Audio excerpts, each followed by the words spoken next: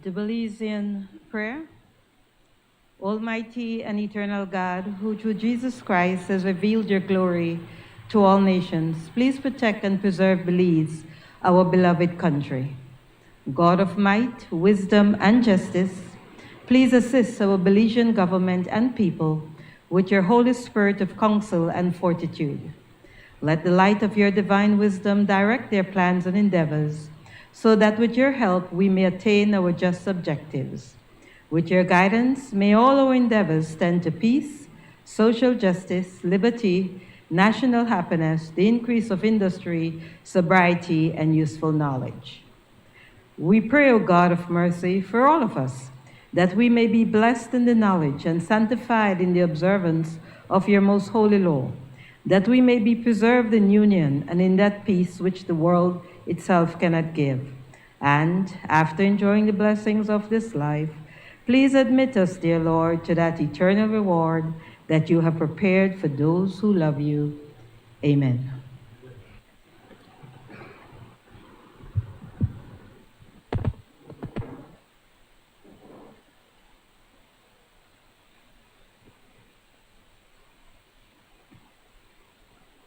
Sir, kindly administer the oath of allegiance to the new senators.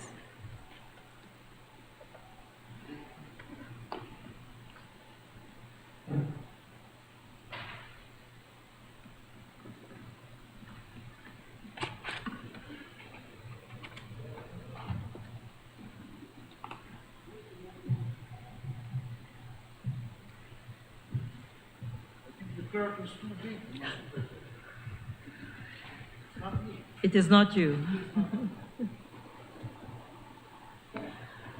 I, Jacqueline Burns, do swear that I will bear, may I put on my glasses?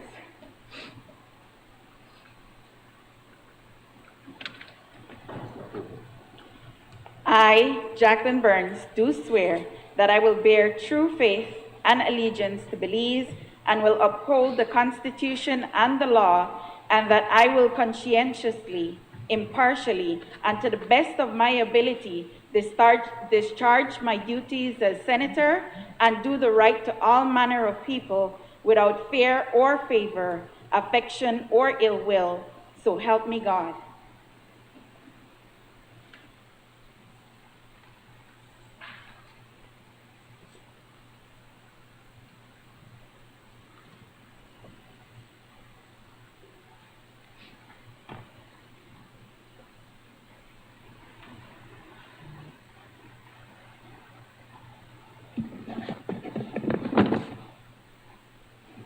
I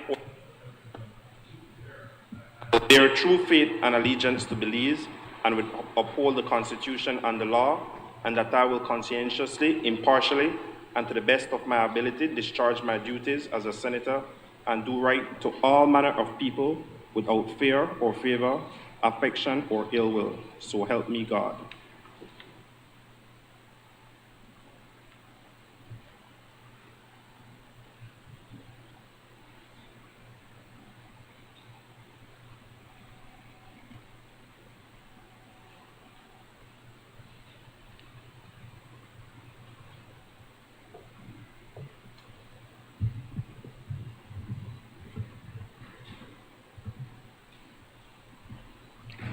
Congratulations to both of you, senators, and welcome to today's sitting. Announcement by the President. Today, on day 12 of the 16 days of activism, You and Me from 16 to 365, End Violence Against Women Now, I express my full support and commitment to the Women's Leaders Declaration. This declaration established a commitment and call to action to the progressive realization of women's rights by women leaders across 100 women-led organizations and institutions. It underscores the critical importance of women's leadership and collaborative partnership between and among women to address issues of gender equality, equity, and women's empowerment within and across government ministries, private sectors, and civil society organizations. The parties to this declaration wholeheartedly share in the vision to advance the achievement of de jure and de facto gender equality and equity in Belize. The result of this will be the continued addressing of the root causes of gender-based violence, advancement of women in education, and the empowerment of participation in leadership across all disciplines at the national and subnational levels. I encourage all women leaders of Belize to sign on to this declaration. Honorable members, by letter dated the 3rd December 2021, Cabinet's recommendation has been signified to the following. 1. General Revenue Supplementary Appropriation 2021-2022, Number 2 Bill 2021. 2. Customs and Excise Duties Amendment Bill 2021. And 3. The Belize Bank Limited Undertaking, Belize Bank Corporation Limited Operations Vesting Bill 2021. Bills brought from the House of Representatives. I recognize the Leader of Government Business. Madam President, I rise to take part of the following bill. General Revenue Supplementary Appropriation 2021-2022, Number 2 Bill 2021. Customs and Excise Duties Amendment Bill 2021. Belize Bank Limited Undertaking, Belize Bank Corporation Limited Operation Bill 2021. Certified Institutions Children's Reformation Repeal Bill 2021. Juvenile Offenders Amendment Bill 2021. Families and Children Amendment Bill 2021. Patents Amendment Bill 2021. Trademarks Amendment Bill 2021. Law Revision Amendment Bill 2021. And Sugar Industry Amendment Bill 2021. Madam President, in accordance with Standing Order Number 49, I move that the bills be taken through all their stages forthwith. Honorable members, the question is that the bills be taken through all their stages forthwith. All those in favor, kindly say aye. Aye. Those against, kindly say no.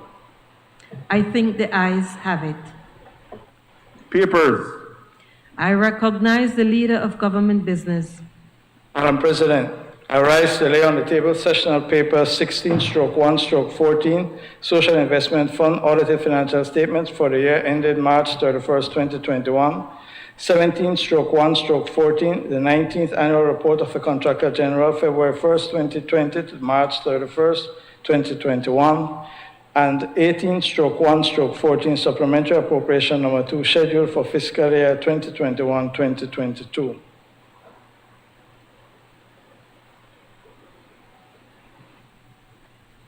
Honorable members, those papers are ordered to lie on the table. Statement by Minister. I recognize the Leader of Government Business. Madam President, with your leave, I wish to make a statement on immigration in Belize. And with your leave, I wish to read from my notes. So proceed. The government has decided to offer an amnesty for Central American and CARICOM nationals who are residing in Belize illegally. Those who qualify for the amnesty will be offered permanent resident status with a path to citizenship. It is important for the Belizean people to understand the reason for this decision. Over the past decade or so, there has been a significant increase in migration, both legal and illegal, throughout the world, the Central American region included.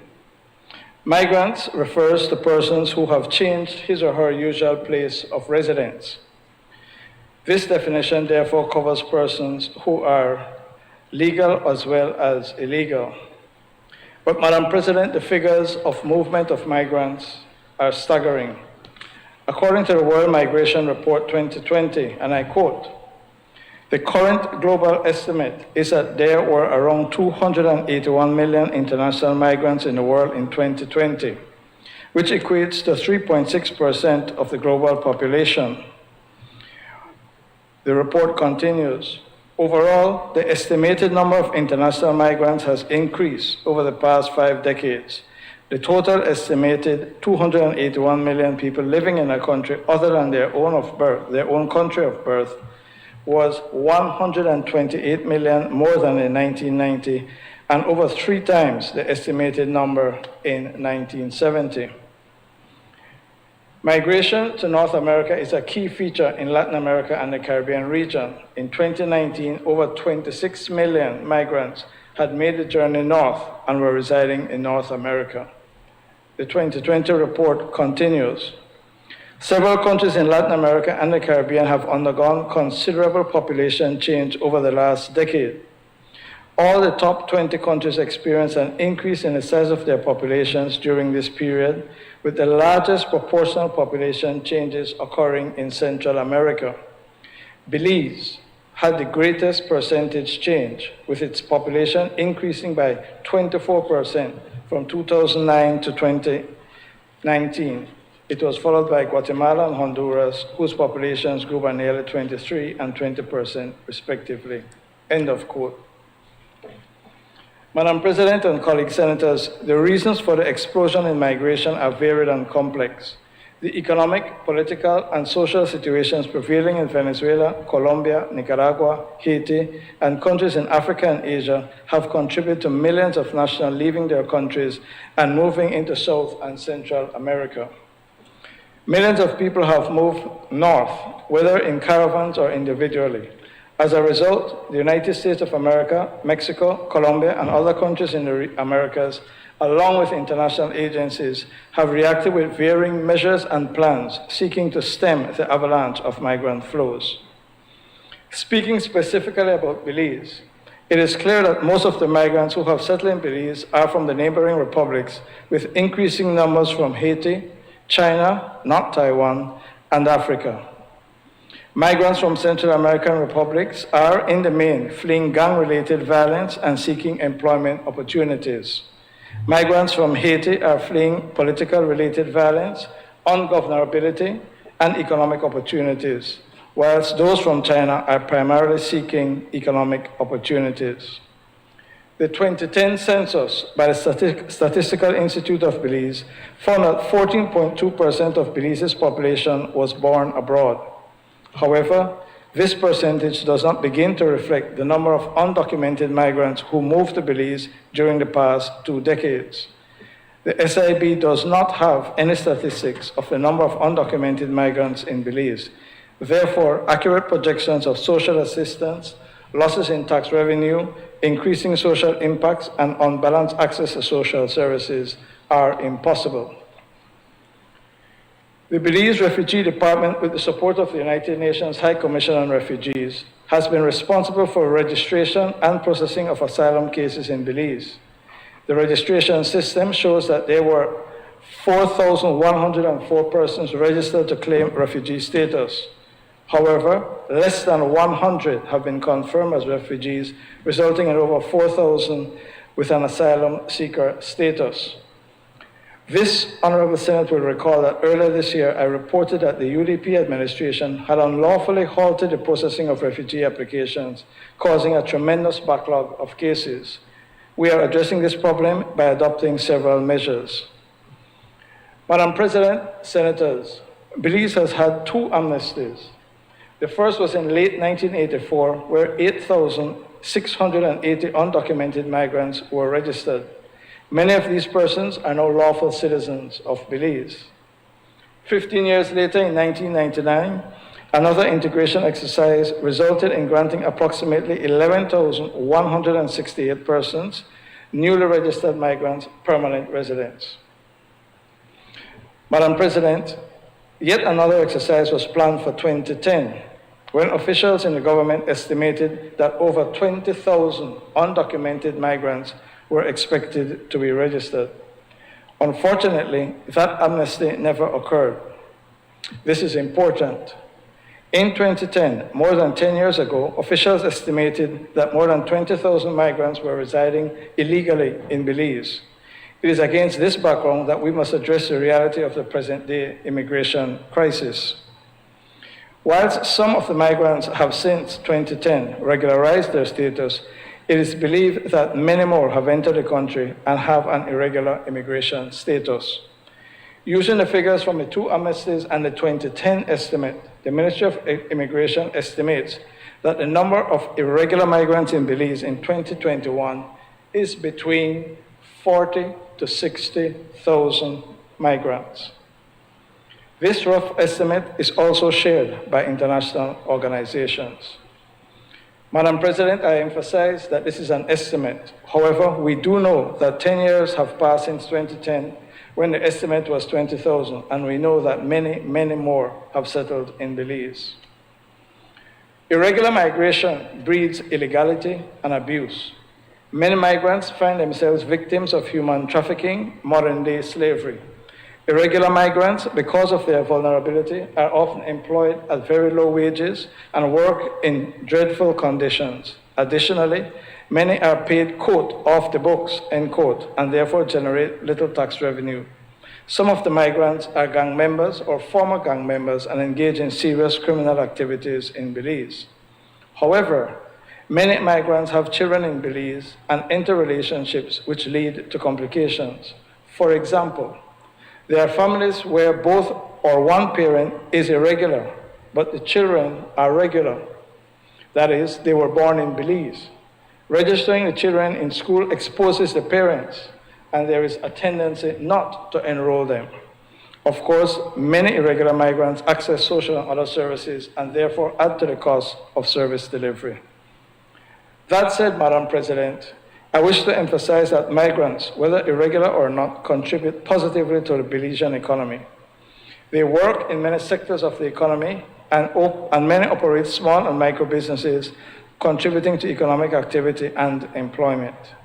The Ministry of Immigration believes that it is propitious to implement an amnesty program that will offer permanent resident status to undocumented migrants residing in Belize, leading eventually to citizenship over an extended period of time under the conditions that require that they continue in regular status. On the recommendation of the Ministry, Cabinet has approved the following criteria to be used for persons to qualify for application for permanent residence under the amnesty. A, registered asylum seekers.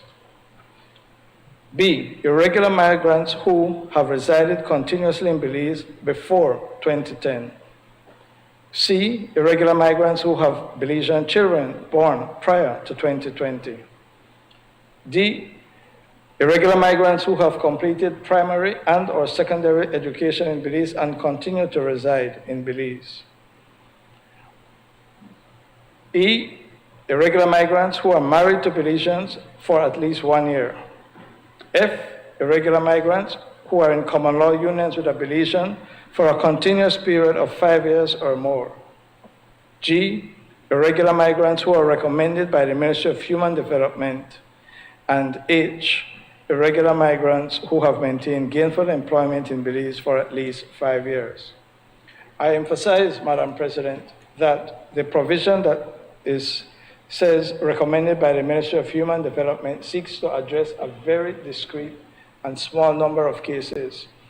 The Ministry of Immigration has been informed by the Ministry of Human Development that there are quite a number of children in Belize without their parents who are in institutions, and they have no way of identifying who their parents are or where their parents are. And these children are kept at the institution until they reach the age of majority. What we propose is that on the recommendation of the Ministry of Human Development, we would consider giving permanent resident status and therefore some identity to these children. It would not be wider than that. In order to implement this amnesty, Madam President and Senators, there is a requirement for legal adjustments and financing. Legislation will be passed to govern the process, and therefore it will come back to the Senate. The amnesty is planned to begin in April 2022 and will have a 4-month registration period and a 6-month post-registration period for a total time frame of 10 months. It is proposed that an electronic solution be provided for the special branch of the Belize Police Department in order to streamline the process not to create a bottleneck in processing. 3 registration sites per district with 1 registration officer, 2 registration clerks, and 1 security guard will be rolled out to receive applications. 50% of the personnel hired to execute the registration period will be retained to execute the post-registration, and 1 central office will be created, which will be responsible for the independent processing of all applications accepted during the registration period. Madam President, the Ministry of Immigration has prepared all the documents which will be required to support applications. These documents will ensure that only those who strictly comply with the criteria and the law are able to successfully apply for amnesty. A comprehensive budget for the amnesty has been prepared and will be finalized shortly and submitted for approval. The Ministry has engaged international organizations such as the International Office of Migration, and we have every confidence that their expertise and budgetary support for the amnesty will be forthcoming. The IOM, for itself, has applauded this proposed amnesty and offered it expert advice. The IOM has undertaken work in 2020-2021 through its migrant resource centers and migrant hubs and provided assistance to more than 2,000 migrants residing in Belize. This, Madam President, is the tip of the iceberg. Madam President, we wish to emphasize that the underlying purpose of this amnesty is to regularize thousands of persons residing in Belize illegally and to bring them into the official mainstream of Belizean society. These are persons who have made Belize their home. We believe that we should take steps to make them legal. Once legal, we will be able to have a more accurate count of our population. We'll have more accurate statistics for social, economic, and migration planning and policies. Let me be clear. Persons who successfully apply for the amnesty will be given permanent residence, not citizenship. To qualify for citizenship, they must have permanent residence status for 5 years and satisfy other legal criteria before they become Belizeans. Madam President, the Ministry will this week begin its briefing and consultations with ministries and stakeholders who will be involved in the amnesty. Beginning in January, a massive information and education campaign will be rolled out to inform potential applicants of the amnesty and to familiarize the wider Belizean population with the details. The proposed amnesty is consistent with our sustainable development goals as we seek to eradicate extreme poverty and hunger and have sustainable cities and communities and reduce inequalities. The amnesty is also in keeping with the Global Compact on Migration, pursuant to which all countries committed to cooperate internationally to facilitate safe, orderly, and regular migration. In conclusion, concluding, Madam President, we believe that this amnesty is necessary at this time. In fact, it is overdue. All measures will be taken to ensure that only persons who duly qualify will be allowed to register and only upon proof of required documentation. Once this amnesty is concluded, the Ministry of Immigration will insist on stricter compliance with the immigration laws and scale up its enforcement mechanisms. Madam President, before taking my seat, I wish to comment on one matter that relates to the Ministry of Immigration. Last week, the President of the Public Service Union, Mr. Dean Flowers, launched a scurrilous, baseless, and untrue attack on public officers who are members of his union. He did this on the Uncut program aired by Channel 7 television, which was hosted by Mr. Jules Vasquez. Mr. Flowers alleged that there was a connection between the officers of the Immigration Department who visited Bolivia and Peru earlier this year to provide passport services to Belizeans resident in those countries. Mr. Flowers has since apologized. Mr. Vasquez and his television station have also apologized. Madam President, colleagues, I deplore in the strongest possible terms this baseless attack on public officers. Mr. Flowers knew then that what he said was untrue. It was uncalled for, and it was unfair. None of the public officers involved had any opportunity to defend themselves in that television program. The apologies forthcoming from Channel 7 and from Mr. Flowers are not enough. There are many people who heard the program but are unaware of the apologies and believe that what Mr. Flowers said is true. It is a blatant lie. The fact of the matter is, Madam President and members of the Senate, the ministry hereby explicitly states that the immigration services provided to Belizeans and foreigners are not related to the narcotics trade. Further, the ministry categorically denies that the services provided to Belizeans, and I emphasize Belizeans, living in Bolivia and Peru were not tied to the narcotics trade. The fact is that when the service provided in Bolivia was for 1,100 applications, it took place between the 10th of February 2021 and the 2nd of March 2021 and generated $98,189.73. In Peru, 142 applications between the 12th of November 2021 and the 23rd November 2021, generating $11,850.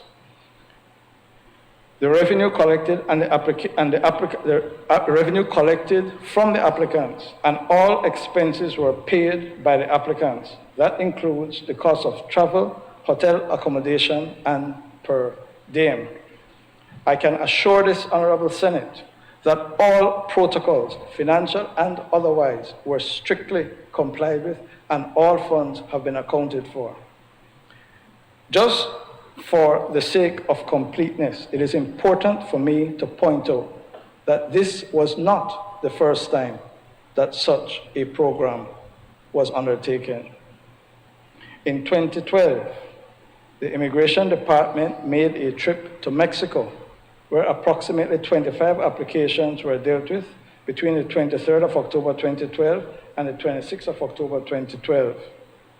In 2016, the Immigration Department made a trip to Dubai, where approximately 50 applications were dealt with between the 2nd of May 2016 and the 7th of May 2016. The point is very simple, Madam President. Where there are large congregations of Belizeans, where there are no consular services available to them, from time to time, organized by the Belizeans, making a request of the Immigration Department, a mission is undertaken to provide renewal of passports, not the granting of nationality or any such thing. It is strictly renewing passports for Belizeans in places where the services are not available. As indicated last week, we intend to carry out further missions next year, particularly in the United States, because of deficiencies in the equipment in the consulates and in the embassy. Let me conclude, Madam President, by thanking all members of staff of the Ministry of Immigration who work diligently to serve the public and to enforce our immigration laws.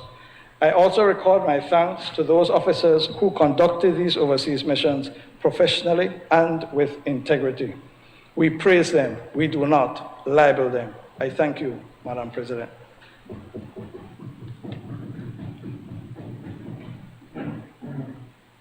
Motion relating to the business or sitting of the Senate. I recognize the Leader of Government Business. Madam President, I move that at its rising today, the Senate adjourn to a date to be fixed by the President. Honorable members, the question is that at its rising today, the Senate adjourn to a date to be fixed by the President. All those in favor, kindly say aye. Aye.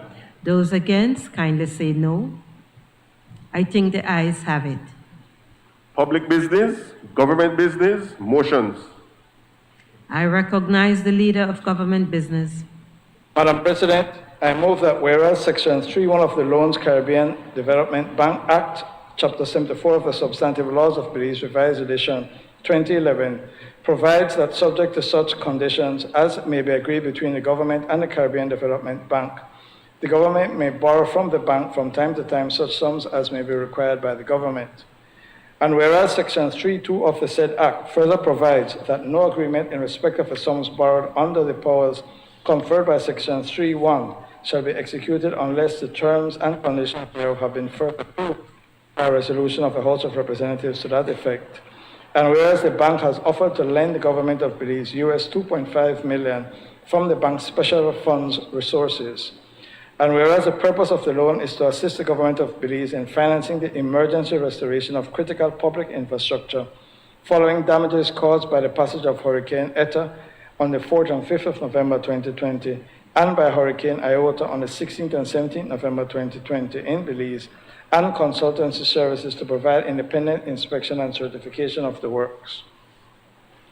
And whereas the loan is being offered on the following terms and conditions: A, US $2.5 million from the special funds resources to be repaid in 52 equal or as nearly equal and consecutive quarterly installments of approximately $48,077 United States currency on each due date commencing 3 years after the date of the loan agreement.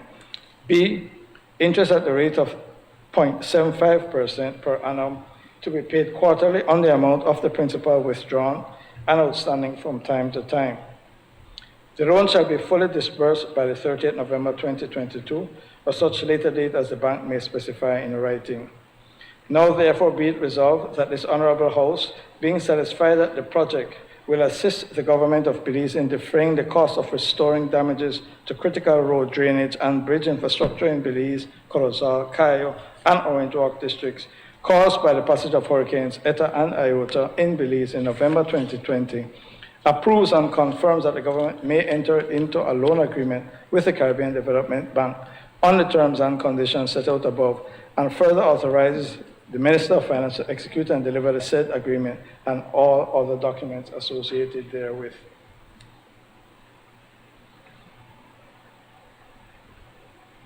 Madam President, I ask that the question be put.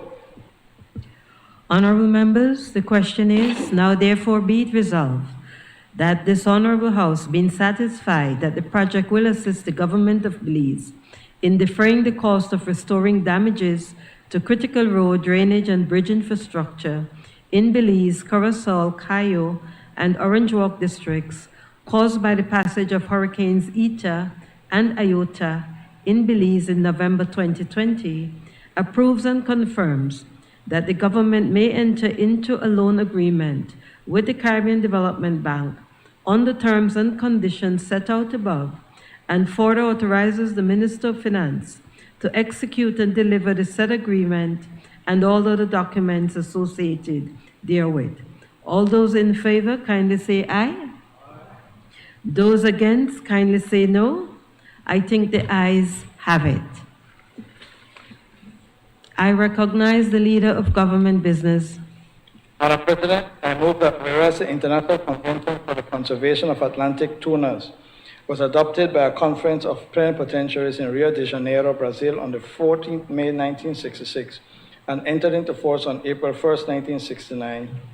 And whereas the International Convention for the Conservation of Atlantic Tunas was developed for governments to cooperate in maintaining the populations of tuna and tuna-like species of fish at levels which will permit their long-term conservation and sustainable use for food and other purposes. And whereas Belize acceded to the convention on July 19, 2005, thus becoming the 41st state to join the International Commission for the Conservation of Atlantic Tunas, established under the convention. And whereas the Commission is the body established by the Convention for the Conservation and Management of Species under its purview, and whereas the Commission has the mandate to adopt recommendations that are binding on contracting parties, which includes Belize, as a signatory to the Convention. Belize is a full member of the Commission and enjoys fishing rights, participates in decision-making process, and enjoys voting rights. And whereas the Commission established a Convention Amendment Working Group in 2010 with a mandate to develop proposals to modernize and improve the effectiveness and strengthen the conservation and management of species under its purview. And whereas the Convention Working Group produced a new protocol to broaden the scope of the Convention by explicitly including las branches and thus providing the Commission with a comprehensive and firm legal basis for their protection. And whereas on November 20, 2019, Belize signed the protocol to amend the International Convention for the Conservation of Atlantic Tunas during the 26th regular meeting of the Commission, which took place in Palma de Mallorca, Spain.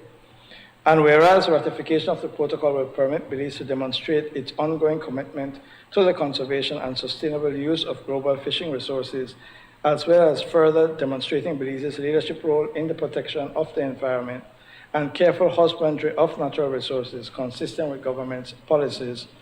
And whereas ratification of the protocol will further demonstrate Belize's commitment to the continued sustainable management of species regulated by this Commission and our dedication to the prudent use of high seas fisheries resources. And whereas Section 61A(2)(a) of the Belize Constitution provides that the Senate shall authorize the ratification of any treaty by the government of Belize, now therefore be it resolved that this Honorable Senate, being satisfied that the ICAT protocol will permit Belize to demonstrate its ongoing commitment to the Convention and sustainable use of global fishing resources, as well as further demonstrate Belize's leadership role in the protection of the environment and careful husbandry of natural resources consistent with government's policies, and in doing so, being in the public interest of Belize, hereby authorizes the government of Belize to ratify the protocol to amend the International Convention for the Conservation of Atlantic Tunas, which was first signed by Belize on November 20, 2019. Madam President, I ask that the question be put.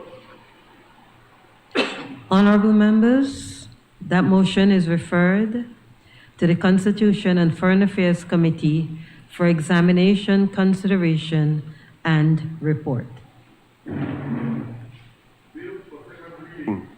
I recognize the Leader of Government Business. Madam President, I rise to move the second reading of a bill for an act to appropriate further sums of money for the use of the public service of Belize for the financial year ending on the 31st March 2022. Madam President, the bill is short and it is complemented by the sessional paper to which I referred earlier. It seeks to comply with the provisions of the Finance and Audit Reform Act and the Constitution, which requires legislative approval for spending by the executive. I recognize Senator Michael Perfit. Thank you, Madam President.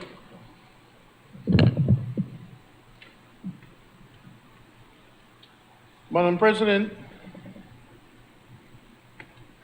I think it would be helpful for us to understand in plain English and bad manners what a supplementary appropriation is. The government comes out with a budget in March for the fiscal year to go to the following March. But life happens, and sometimes things that are not anticipated come up, and you have to come back to the National Assembly for more money. In plain English. So I budgeted $100 for human resources, and during the year I realized I need $20 more. So I come to the National Assembly for $20 more. What you would expect, Madam President, and I got into some trouble for praising the Minister of Finance the last time, you know. The titular, substantive, de facto, in real Minister of Finance, Senator Cowie. When you budget, Madam President, say $100, and you come back and you say you want another $5 or another $7, you can understand that you could be off. Contingencies, this is reasonable. But when you come back, you budget for $100. You come back and say, I want $25 more.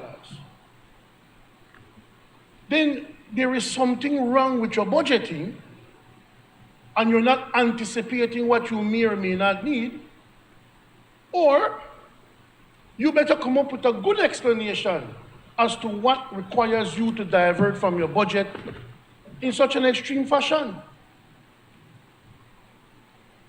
Especially, Madam President, we came here in October. Oh, that was a point of order, sir. We came here, Madam President, on October 25th with a supplementary. No, we're coming back here December 6th with another supplementary.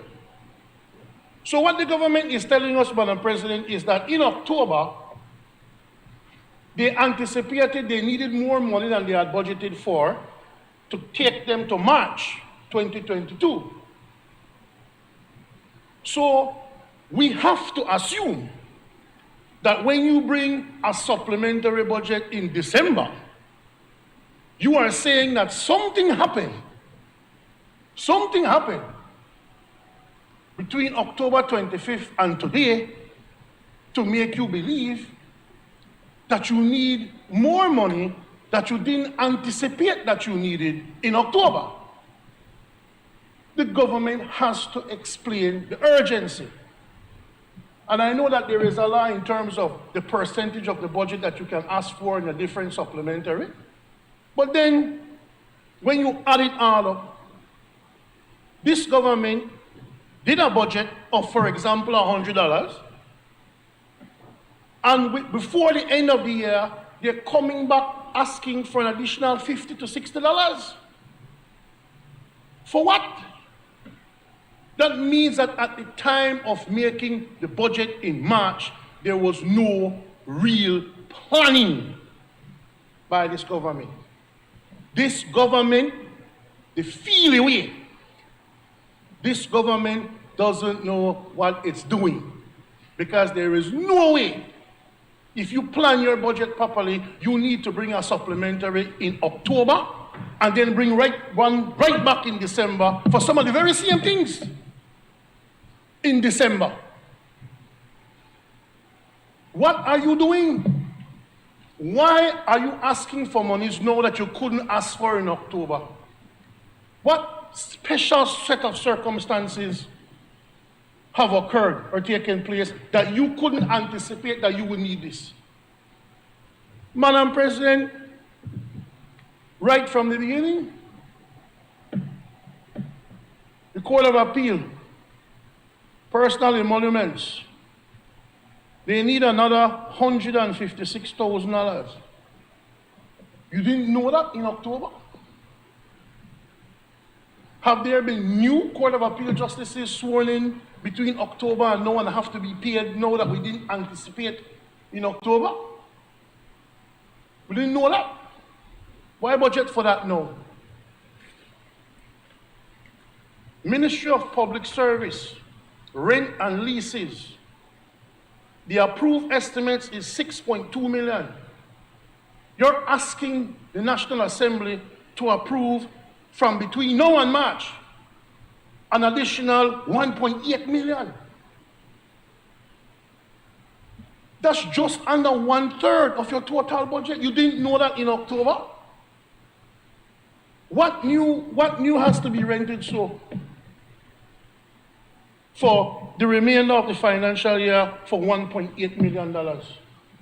What new space has been created that wasn't there in October, that occurred between October and now, that you have to rent and ask the people of Belize for $1.8 million? What?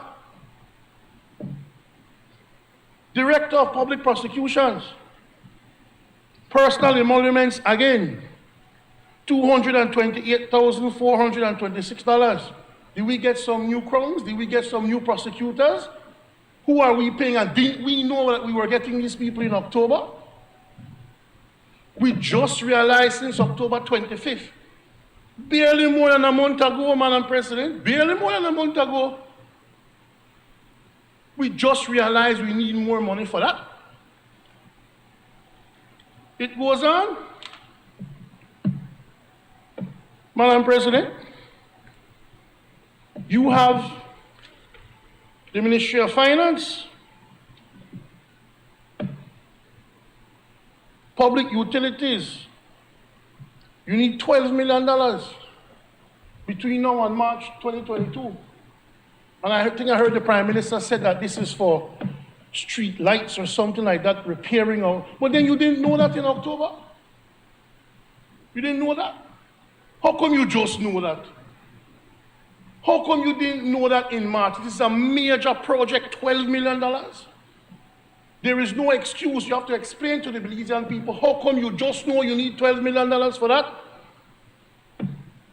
And then maintenance costs for CETA. CETA still get maintained. $232,977, Madam President, in October 25th, when we came here barely a month ago. Barely a month ago, CETA's maintenance cost was $960,634. So then you asked barely a month ago, barely more than a month ago, for $960,000 plus, and less than 2 months after, you require $232,000 more? For what? What has happened that you didn't anticipate October 25th? What has happened? Didn't CETA know they would need this $230,000? Why didn't you ask for it then, one eye water and done? Why do you need to bring another supplementary? What was not anticipated that you have to deal with now? Madam President, Ministry of Education, they have fair scholarships, training. Is it training for scholarships? Is it to train people to get scholarships, or is scholarships training, or what? $3 million between now and March 22? 3 million, no, sorry. That's not sorry. $1.584 million for training. $1.584 million. Now the budgeted approved estimate is $1.8 million. So you budgeted $1.8 million up to March 2022 in March total, but yet in December, less than 4 months before the end of the budget cycle, you come and you ask for $1.5 million. What are you doing?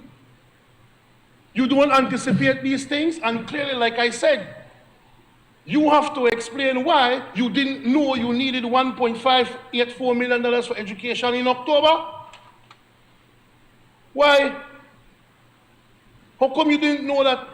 How come you know that all of a sudden? What has happened to make you come back to the people, to ask the people for more money?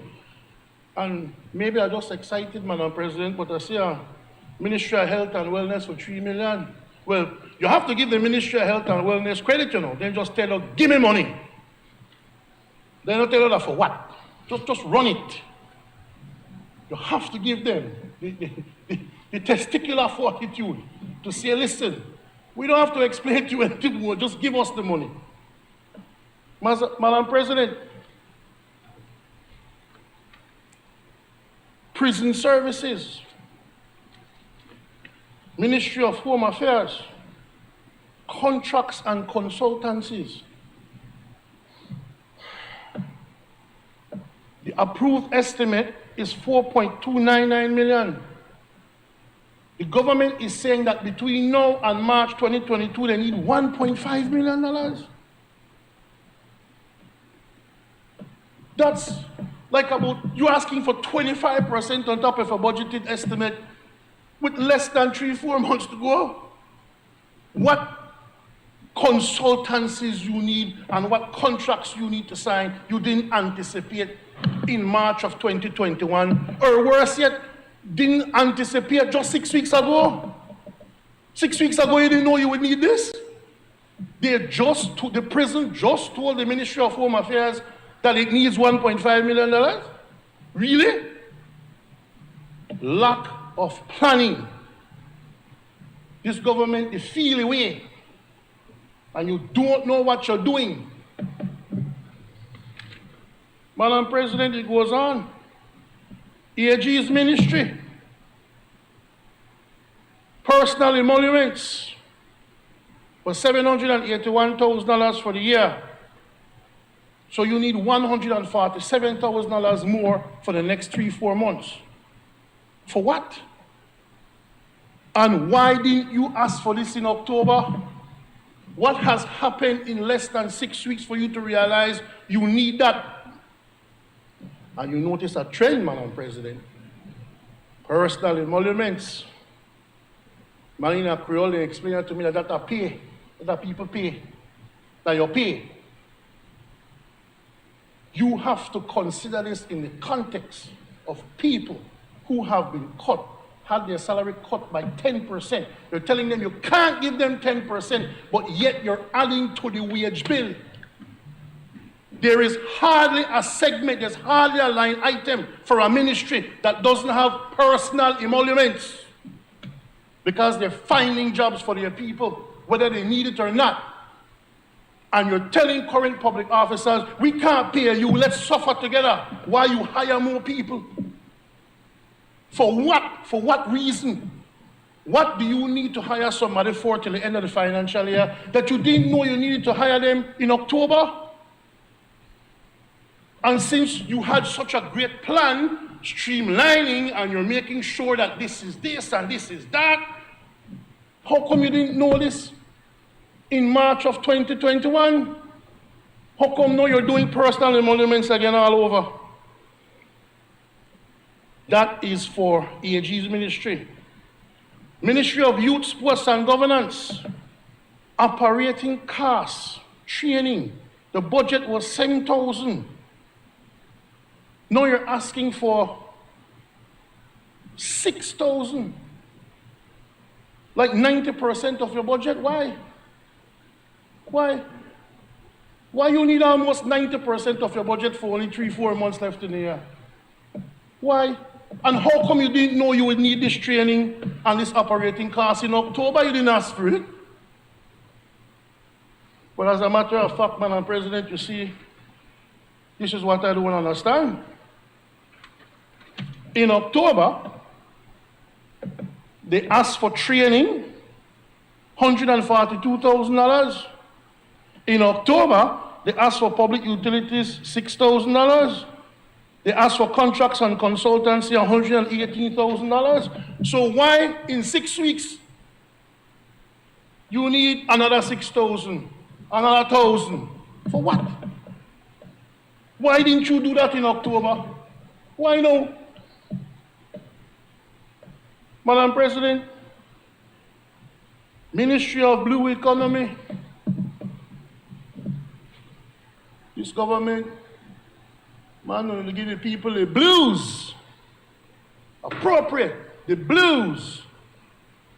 But when it used to be BLUE, now on the BLU, when I drop the E. Like the, you know what the E used to stand for that when I drop? Empathy. I have no empathy.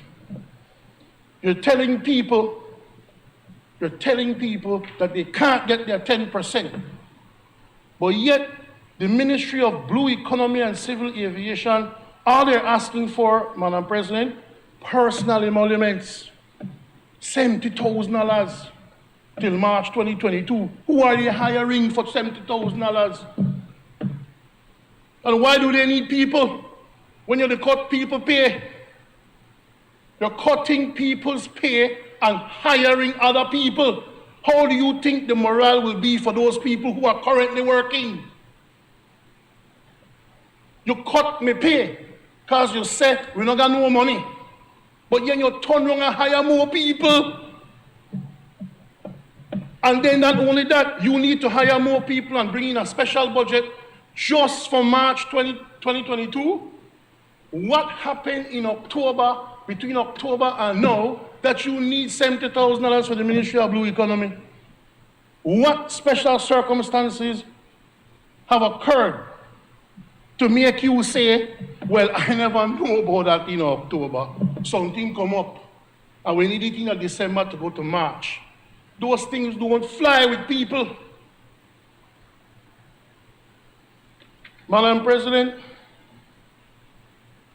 well, for the legislature, Madam President, no, National Defense and Border Security, the approved estimate for materials and supplies was $4,254,123. But yet, now that was the budget so far. That was the budget for the year, you know. $4,254,123. But yet, you come in December. You come in December and say, from just now till March, I need $2,524,000. More than half your budget. What has occurred? Did we get an intake of 1,000 more BDF soldiers? Huh? What has occurred? No, you won't give a chance for that, man. Tell us. That's what we have here. You need $2.5 million. More than half of what you needed from just March to now. And you tell the Belizean people, who don't got no money to pay it. Legislature. Purchase of computers, at least this one, never 13,000 like the last Home Affairs one, Madam President. It's only 7,000. But we're not quarreling with the legislature. Legislature never get nothing, no. So we will support that. Yes, man. Ministry of Health and Wellness. So the line item, Madam President. They said I want COVID-19. $2 million.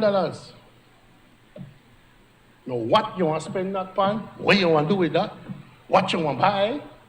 What you want to pay? At least the other ones, they said, we could hide in only consultancy. Consultancies and training.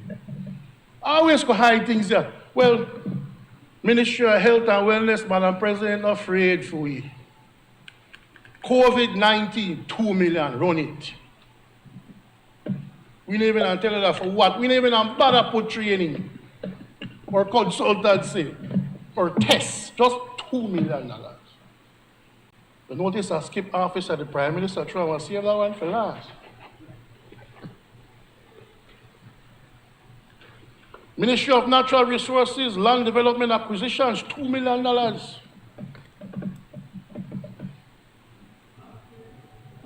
Money the right time, and listen to the paper what they give me. $2 million. So the supplementary estimates, the wrong thing I read from, Madam President. So the one way they give me. $2 million. We need $2 million for between now and March. When you just came in October and asked for millions. You never know you may need two more. Ministry of Human Development, Families and Indigenous Peoples Affairs. Food assistance, $1 million. Look like the minister decide some people need some dandan for true. All of a sudden now you believe in food assistance. All of a sudden the PUP believe in a pantry and food assistance and economic assistance. You know, cut that thing off, you know. But all of a sudden now Christmas to come. So your budget and $1 million. You have the Ministry of Infrastructure Development and Housing. I like how they put it, Madam President. Halover Bridge, $1 million. Caracol upgrade, $1 million. Then purchase of other equipment, $2.5 million. What other equipment?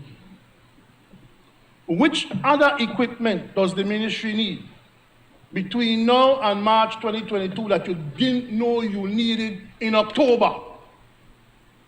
You just discover something? What is the inspiration to need that?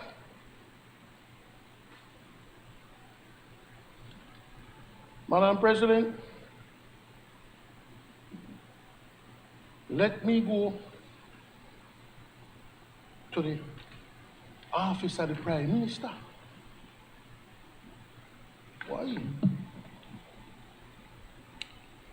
I see something that the PUP said they never believed, you know? I didn't know that the PUP supported Christmas chair. I never know that. When did you start to support that, Senator? When did you start to support Christmas chair? Because you see, October 25th, they came here and put in the budget, October 25th, you know, Madam President, less than 6 weeks ago, you know, Constituency Development Fund Program, $3.5 million. $3.5 million. You figure, well, they realize they want that. They want to help the constituencies. You may say to yourself, well, CDFs are not alien to the Commonwealth, the parliamentary system. But then,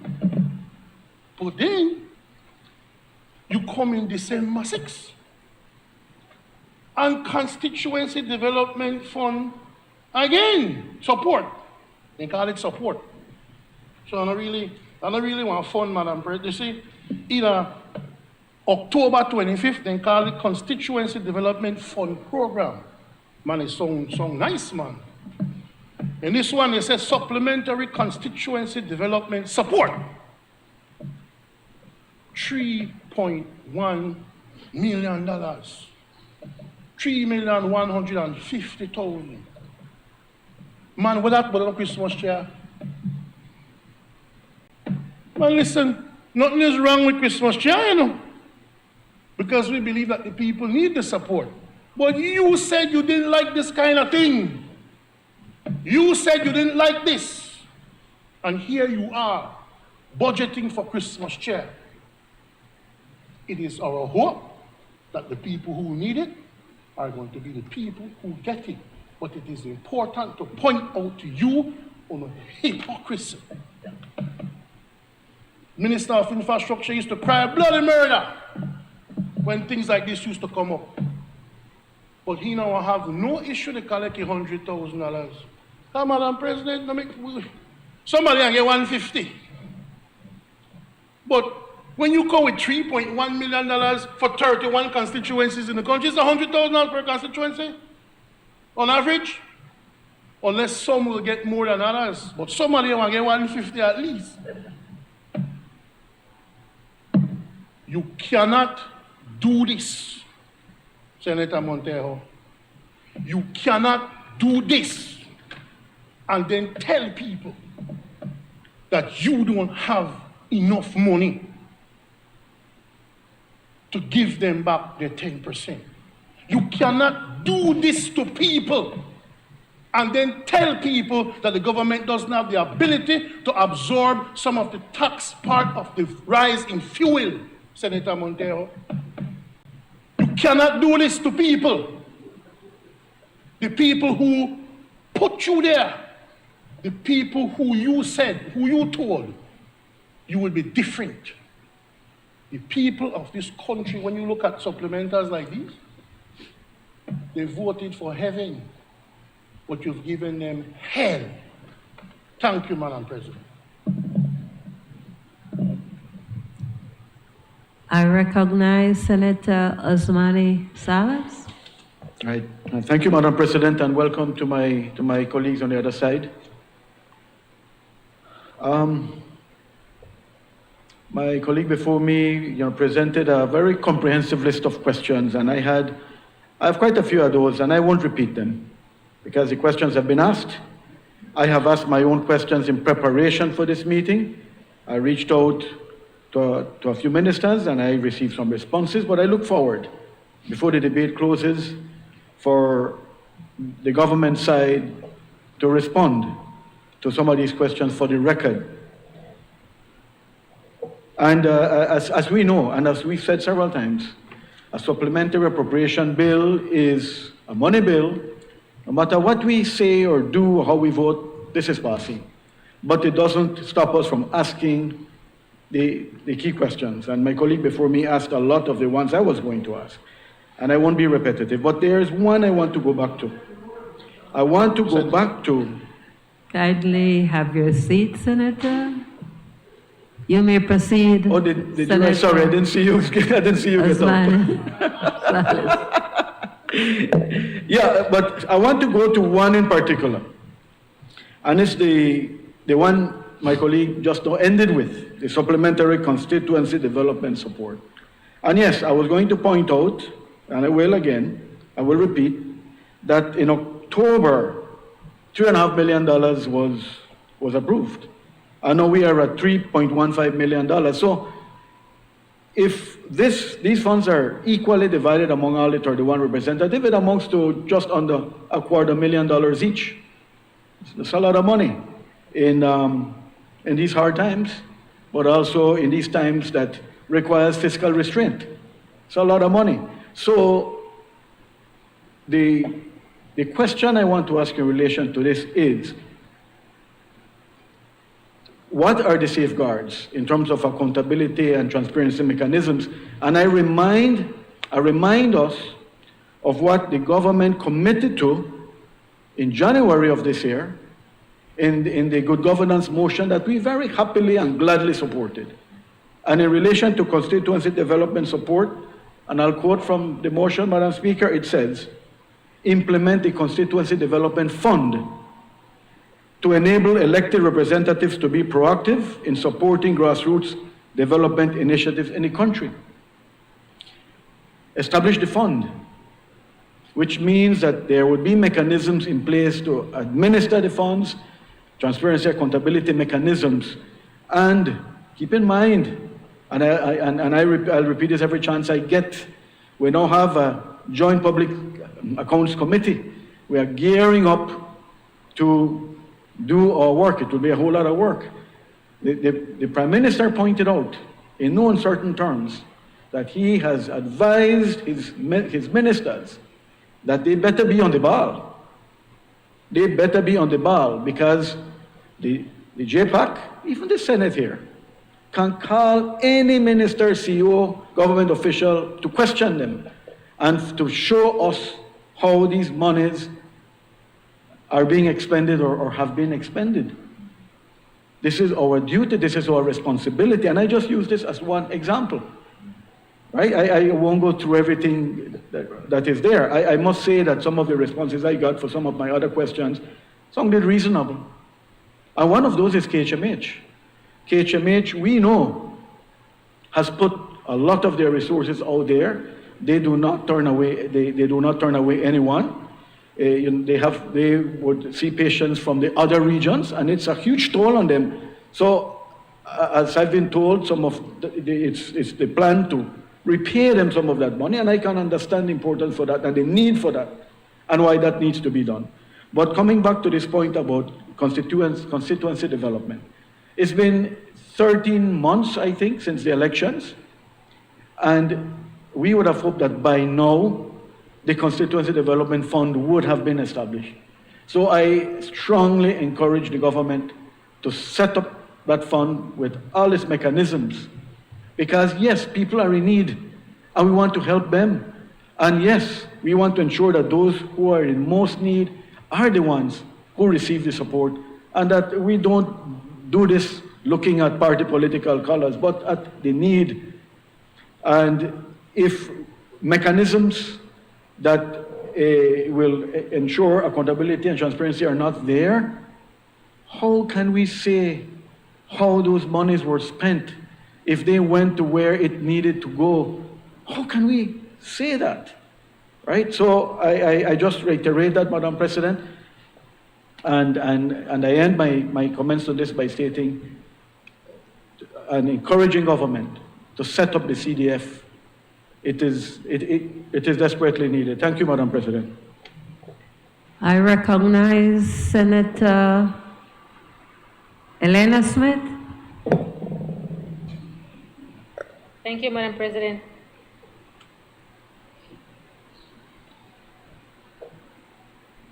Please just allow me, Madam President, to wish our clerk a happy anniversary today. Happy wedding anniversary to him and his wife. He did not tell us, Senator. Yes. And so we wish them many more years together. Clerk, thank you so much. Madam President, I am not going to be long either like my colleague, because my colleague on the other side has really and truly gone into what we would have raised anyway. But I must say, Senator Perifit, I agree with you. I fully agree with you, if that makes it better. For us, Madam President, when we look through this supplementary, for example, and we look at these personal emoluments, as my colleague said, my goodness, this is a slap in the face to us, those of us who had to sacrifice, we had no choice. Despite we did not agree, we had no choice. And yes, we have been thanked for that sacrifice that we made, because our sacrifice has enabled the government to get rid of the super bond. Nonetheless, Madam President, I won't say almost all, but many of these additional funds here, we see personal emoluments. Again, no explanation. We have repeatedly requested that when we get these sort of things, that we get sufficient details, that we don't have to come here and ask these questions, and then we get responses, and in giving responses we are being scolded. Oh, they are homework and you must read and you must do this, and but what can I read if I don't get it? I don't have it, so I can't read it. And so we have to be fair with all of us here, because I will tell you, and I keep saying it, I can speak for us from the union. There is no time when anybody calls us to give us any additional information. And so we can only go by what we have here. And so it's unfortunate, as my colleague said, that we were here October and we are here again.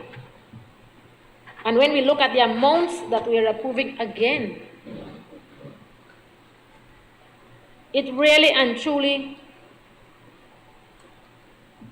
begs a lot of questions. We can only hope, Madam President, that this is not going to be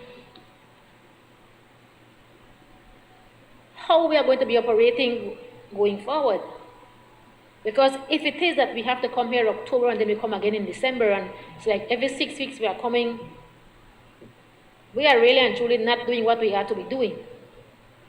And so we often expect a lot of other people, and we often criticize, when people are not being accountable and transparent. And again, I must say, we have a government who came on the platform of accountability and transparency. And we are not seeing that the way we expect that should be seen. And so we must implore from the Trade Union Congress perspective that we ensure that just as the cries were prior when my colleagues on this side were over the other side, and our colleagues on the other side now keep saying, provide sufficient information, provide details. Let us ensure that we provide those details.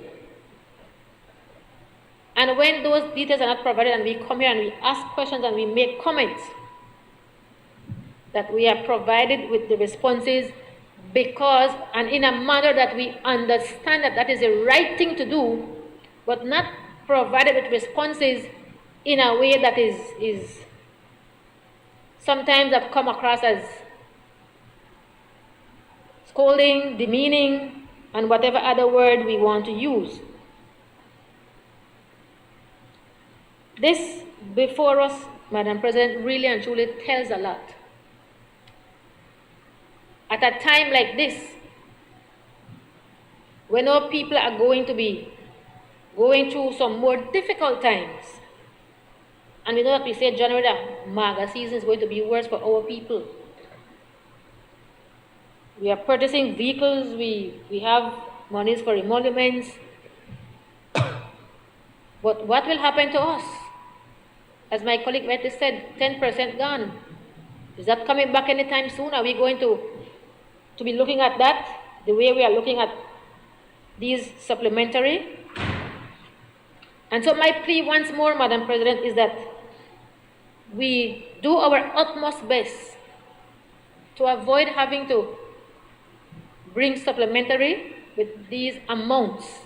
I'm not saying that it may not happen, but the amounts that we have in here, noting that we were just here in October, should not be happening regularly. And I hope that this matter is going to be rectified and that we can be provided with sufficient details, not wait until we get here to ask the questions to then get those details, that we can be given those details, that when we come here, we are fully aware of what all of these things really and truly mean, that we don't have to be questioning in this manner. Thank you, Madam President. I recognize Senator Kevin Herrera.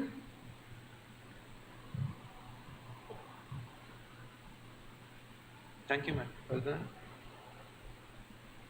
Madam President, my comments will also be very brief.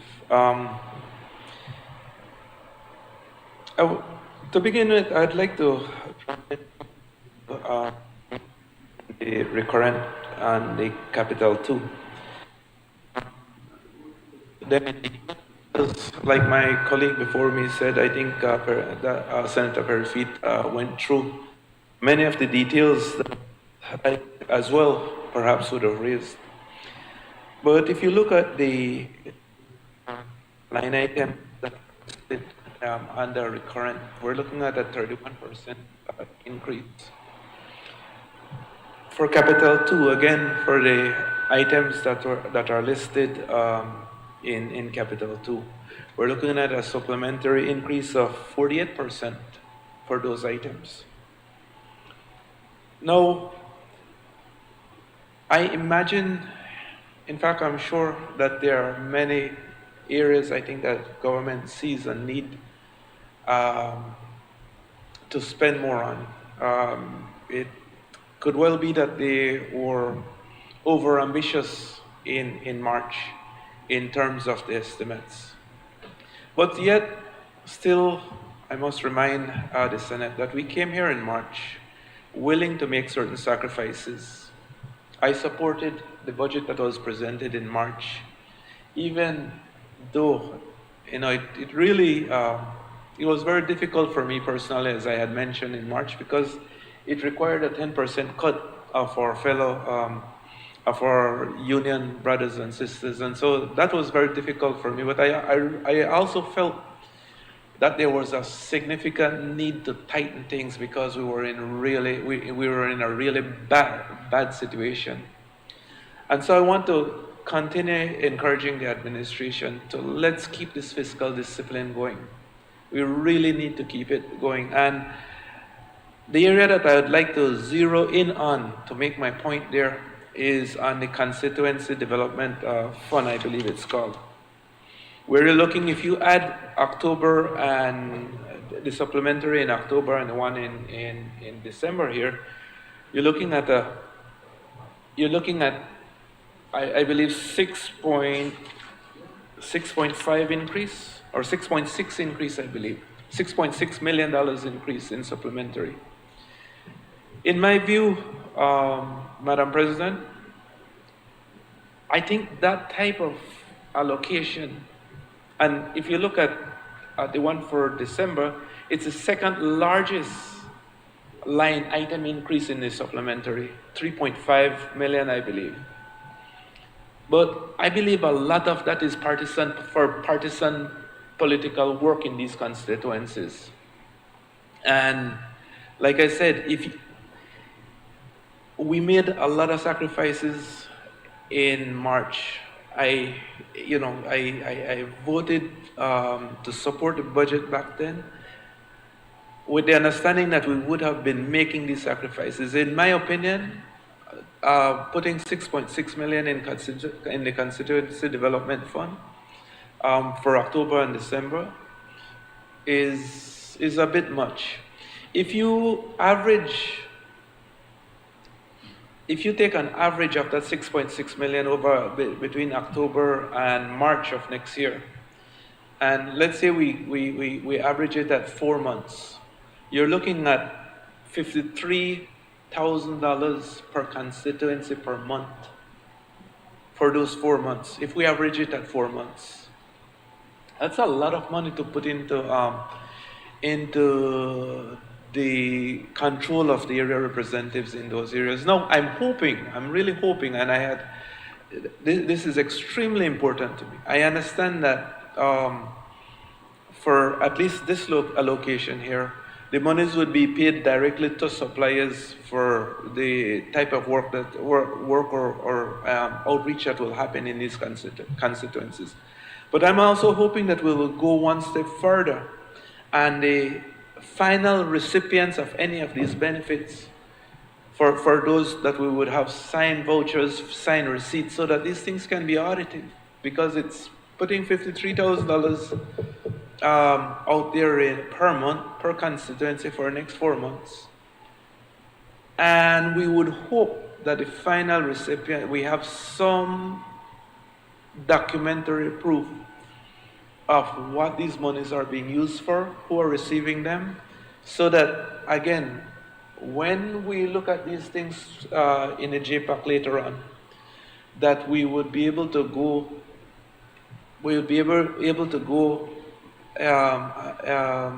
through each of these constituencies and be satisfied that these monies, and these are taxpayers' dollars we're talking about, that they were spent properly, that they were spent appropriately, and they meet the conditions that are required. Thank you, Madam President.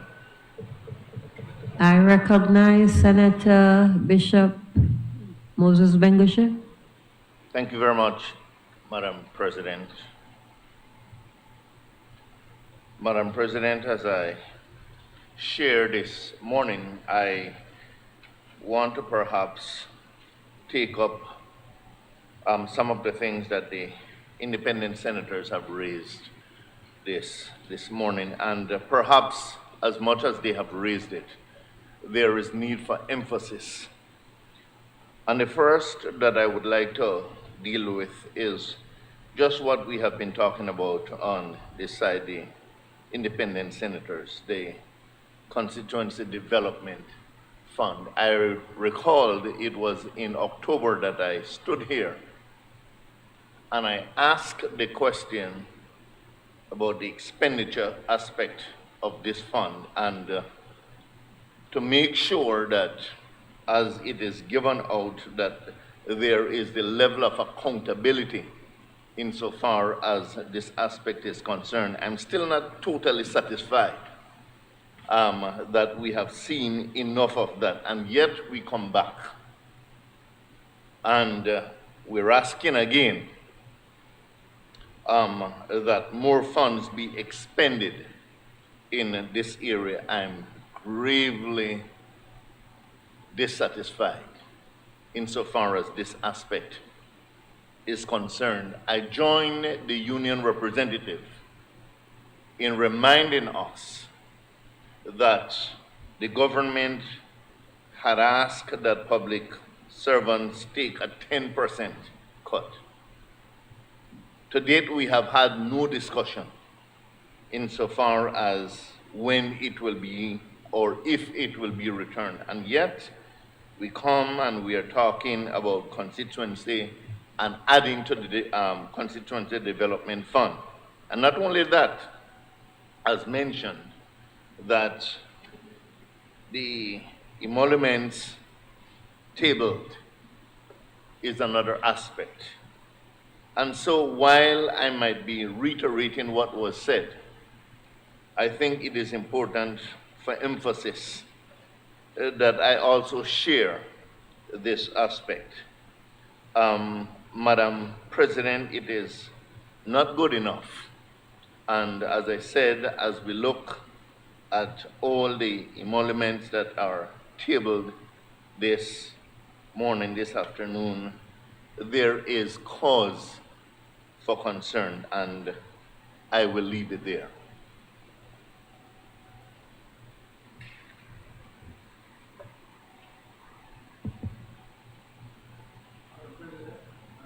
Question be put.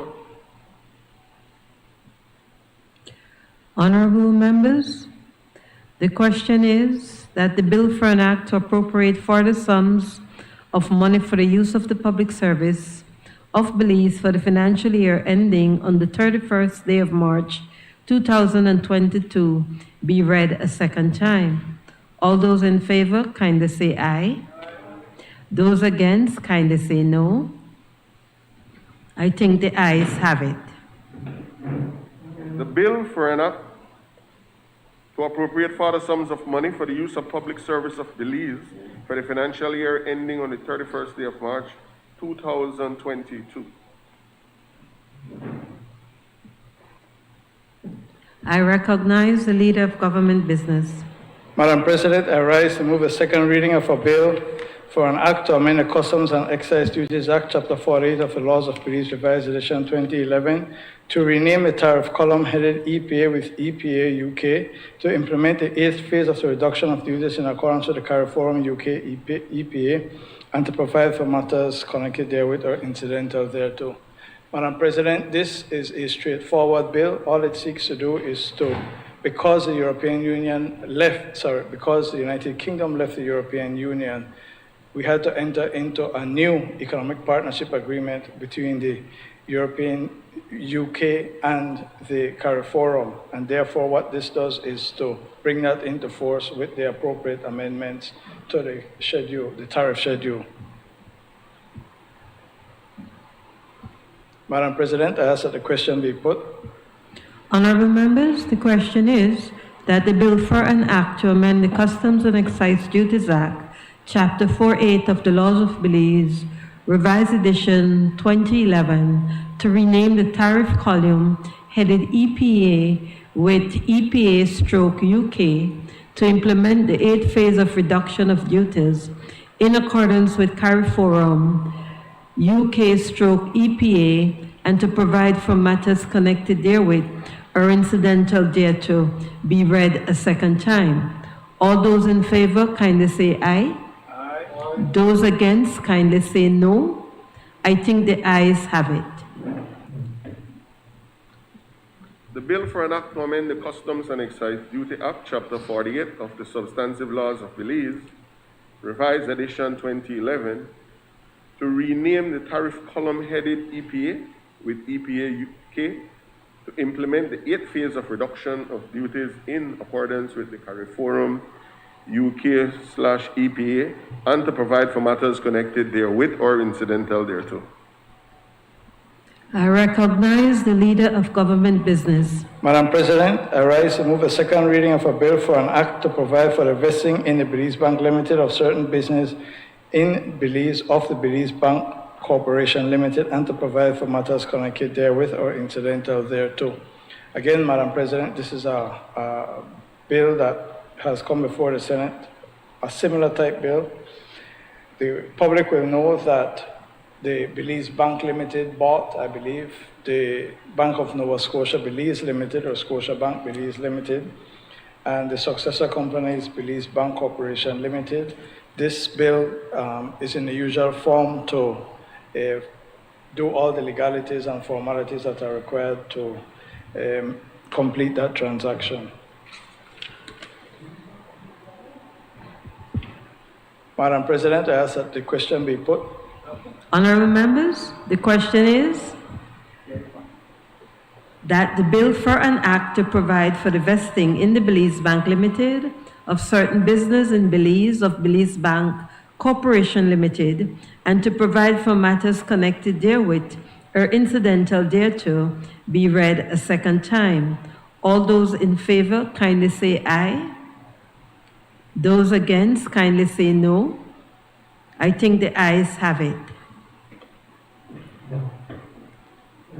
Bill for an act to provide for the vesting in the Belize Bank Limited of certain business in Belize of the Belize Bank Corporation Limited and to provide for matters connected therewith or incidental thereto. I recognize the Leader of Government Business. Indulgence. The next three bills are dealing with the same topic, and if you agree, I would like to take them together. You may so proceed. Much obliged. Madam President, I rise to move the second reading of a bill for an act to repeal the Certified Institutions Children Reformation Act, Chapter 121 of the Substantive Laws of Belize, Revised Edition 2011, and to provide for matters connected therewith or incidental thereto. And a bill for an act to amend the Juvenile Offenders Act, Chapter 119 of the Substantive Laws of Belize, Revised Edition 2011, to repeal the provisions that relate to status offenses and to provide for matters connected therewith or incidental thereto. And thirdly, a bill for an act to amend the Families and Children's Chapter 1, Act, Chapter 173 of the Substantive Laws of Belize, Revised Edition 2011, to substitute the term approved children home with the term residential care facility in order to ensure consistency with its use in those laws and to refer to residential care facilities and to provide for matters connected therewith or incidental thereto. I recognize Senator Osmani Salas. Thank you, Madam President. I rise, Madam President, to give my full support to the three bills, one being a repeal and the other two being amendment bills. As stated in the bills, the Certified Institution Children Reformation Bill 2021 changes, or the change there is Social Services Agency to replace Certified Institution. In the Juvenile Offenders Amendment Bill 2021, it's for the term Residential Care Facility to replace Certified Institution. And similar with the Families and Children Amendment Bill 2021, it's for the term Residential Care Facility to replace Approved Children Home, and Department of Human Services to replace Community Rehabilitation, and Department of Human Services, and Community Rehabilitation Department, which replaces Department. So it's long overdue. As Minister of Human Development pointed out in the House last week, these changes are long overdue, and we are glad that they are taking place. But to conclude, I just want to point out, though, that in our view, the issue should be more than just name changes. And what is needed, Madam Speaker, is a fundamental change in the approach and treatment of children and juveniles by policymakers and personnel implementing the program. So thereby shifting from an earlier approach which tends to be accusative and punitive to one that is more humane and rehabilitative. So we support the changes, but we look forward to more fundamental change that is needed. Thank you, Madam President. I recognize Senator Jacqueline Burns. Madam Speaker, I rise to support the three bills, but with a commentary, please. Initially, I want to talk about the certified institutions. I'm quite aware that we're changing, like the good senator said, the title of the institutions and how we refer to them. But I call on the government to review the detention facilities, because indeed we have children in some of these institutions that have non-criminal offenses. And it is a recommendation that instead of housing them in the detention centers, that we consider having them do community service and the like as a form of punishment and hopefully rehabilitation for them to come back into society and contribute to what we call our lovely Belize. We also want to look at where we can provide support to our young people in terms of counseling, guidance programs that would be there to offer them an alternative to lifestyle on the streets, to include sports. And I was happy to hear that the supplementary budget looked at sports and training, and I'm hoping that in that light, we're looking at these particular young people who are out on the streets and in difficulties where they might need that sort of support, and that the finances are taken directly to that direction. In the book like Bushfire by Howard Gale, research done on Belize and our disenfranchised young people, one of the recommendations that came from the young people themselves is that there isn't enough opportunities in terms of education and in terms of programs that they would want to be a part of. And so the streets become more temptation because it offers something for them to do, especially in the time where our young people are restricted in their movements, in not being able to socialize as much in schools and other such institutions. We need to provide an outlet for these young people because their energies are high. In some months during the pandemic, they weren't allowed even to play sports. And so we need to look at how we can support our juveniles, keeping them away from becoming offenders. I also want to point out that under the UDP, there was a community rehab development that was established to support our young people.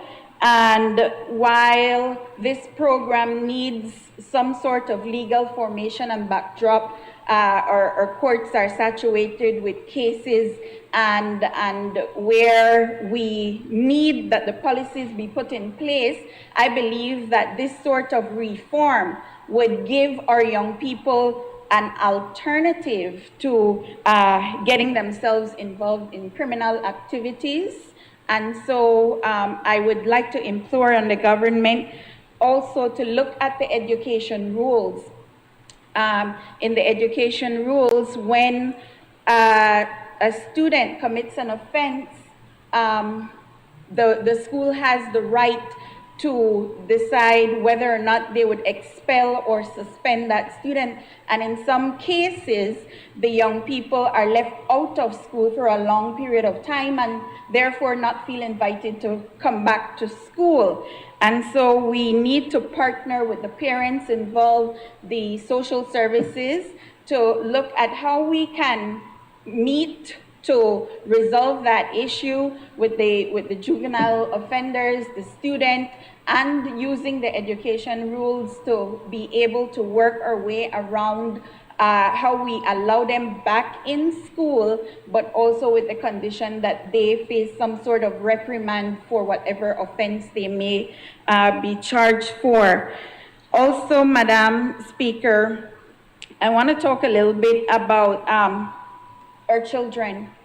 If we build a Belize that is safe for our children, we build a Belize that is safe for every citizen of this beautiful country. And so when we talk about our children, we want to talk about those babies who are at home with single moms from broken families.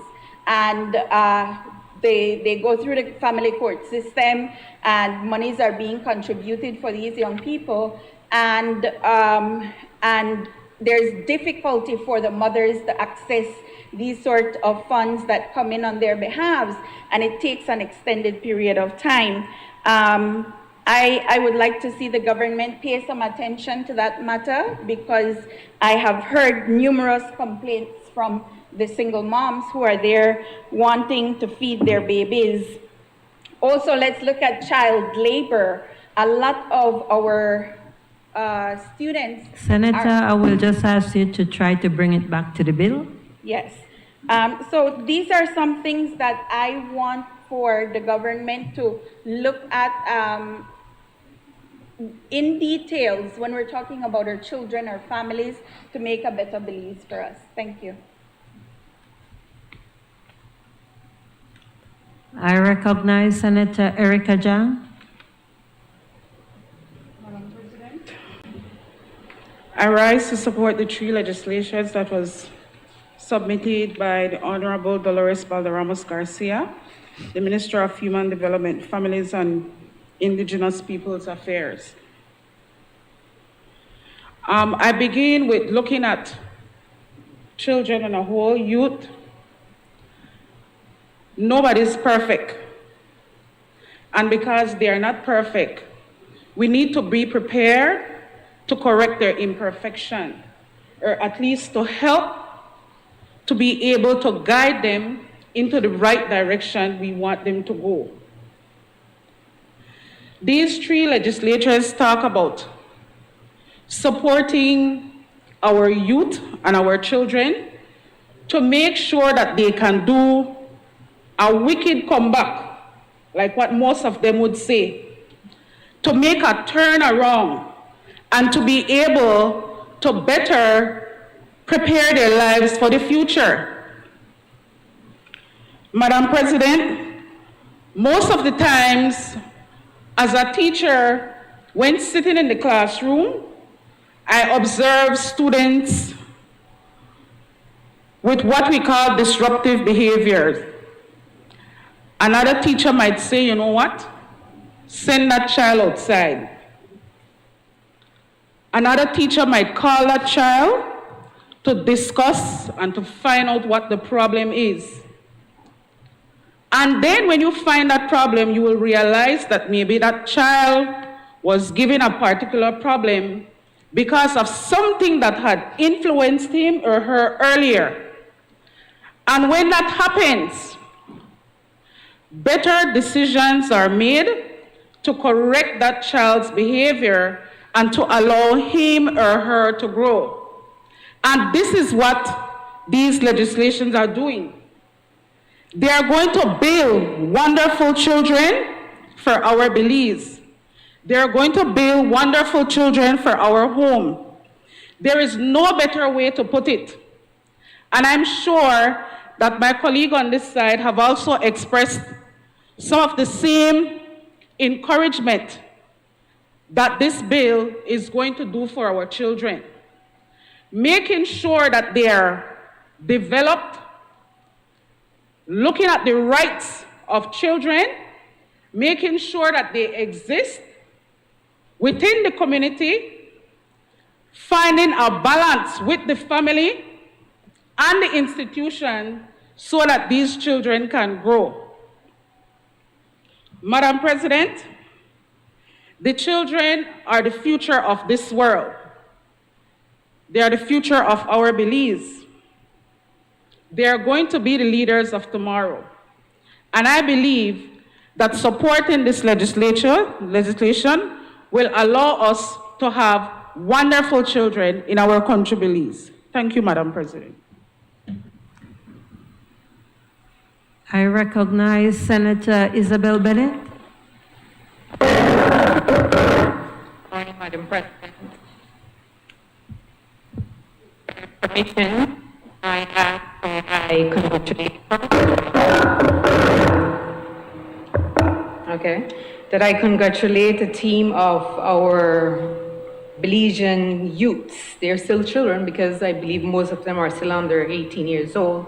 The Pokatak, I think I pronounced that properly, Belizean team, thank you. Please let us give them a round of applause. They have won the 4th World Cup out there for us. There are several other athletes that have continued to represent Belize, and they're all youths. The Ahmadiyya team that played out in Chetumal over the weekend, they too are coming home with the first place trophy, playing against teams that were in Chetumal. And so a round of applause for them as well. And they're coming mostly from the Collet Division, an area that is very troubled, but an area that has a lot of talent. But I introduce all of that to say, Madam President, that I support all 3 bills that were presented. And I want to disagree with you, Senator Salas, because it's just more than a name change. We would have heard time and time again in our Belizean society when we refer to a poor house and children's home and those names carry a certain stigma. And so when we look at, and we always say as well that if there's going to be change, it has to be in the legislation. And this is one of the first steps towards having to make impactful changes in a small population of our Belizean children that are not coming oftentimes from a best family setting. It's not like they are half of the generation of Belize being affected, but then again with COVID, we might find a lot of these cases coming up simply because of the mental strain, economic strain that COVID has brought to the world.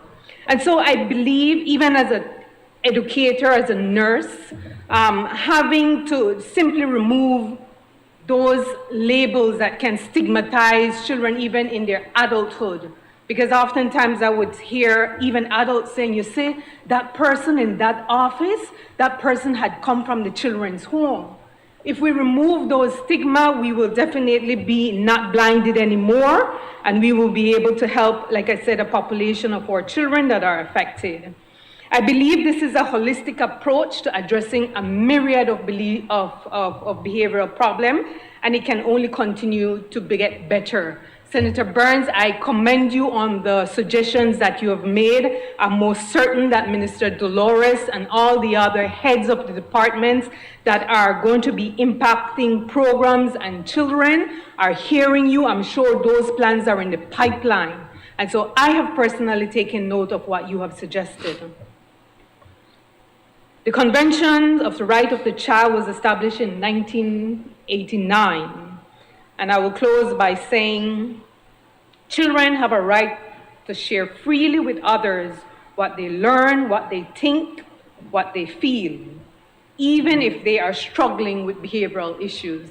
And so I commend Minister Garcia and her team, her ministry, for being visionary in presenting these 3 bills. Thank you.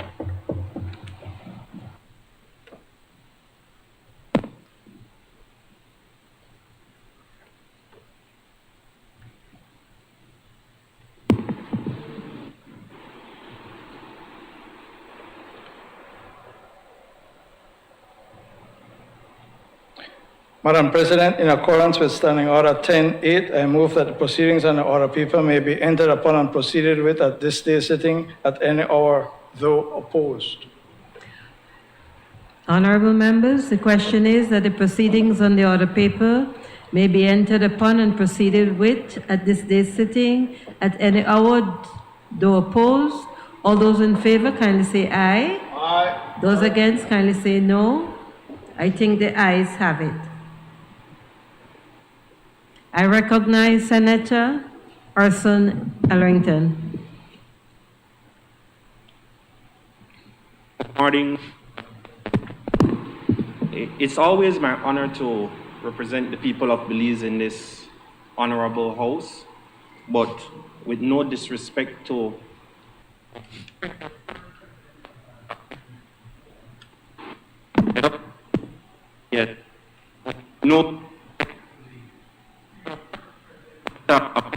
before, I want to say that it's a distinct honor to appear in front of you, Madam President. I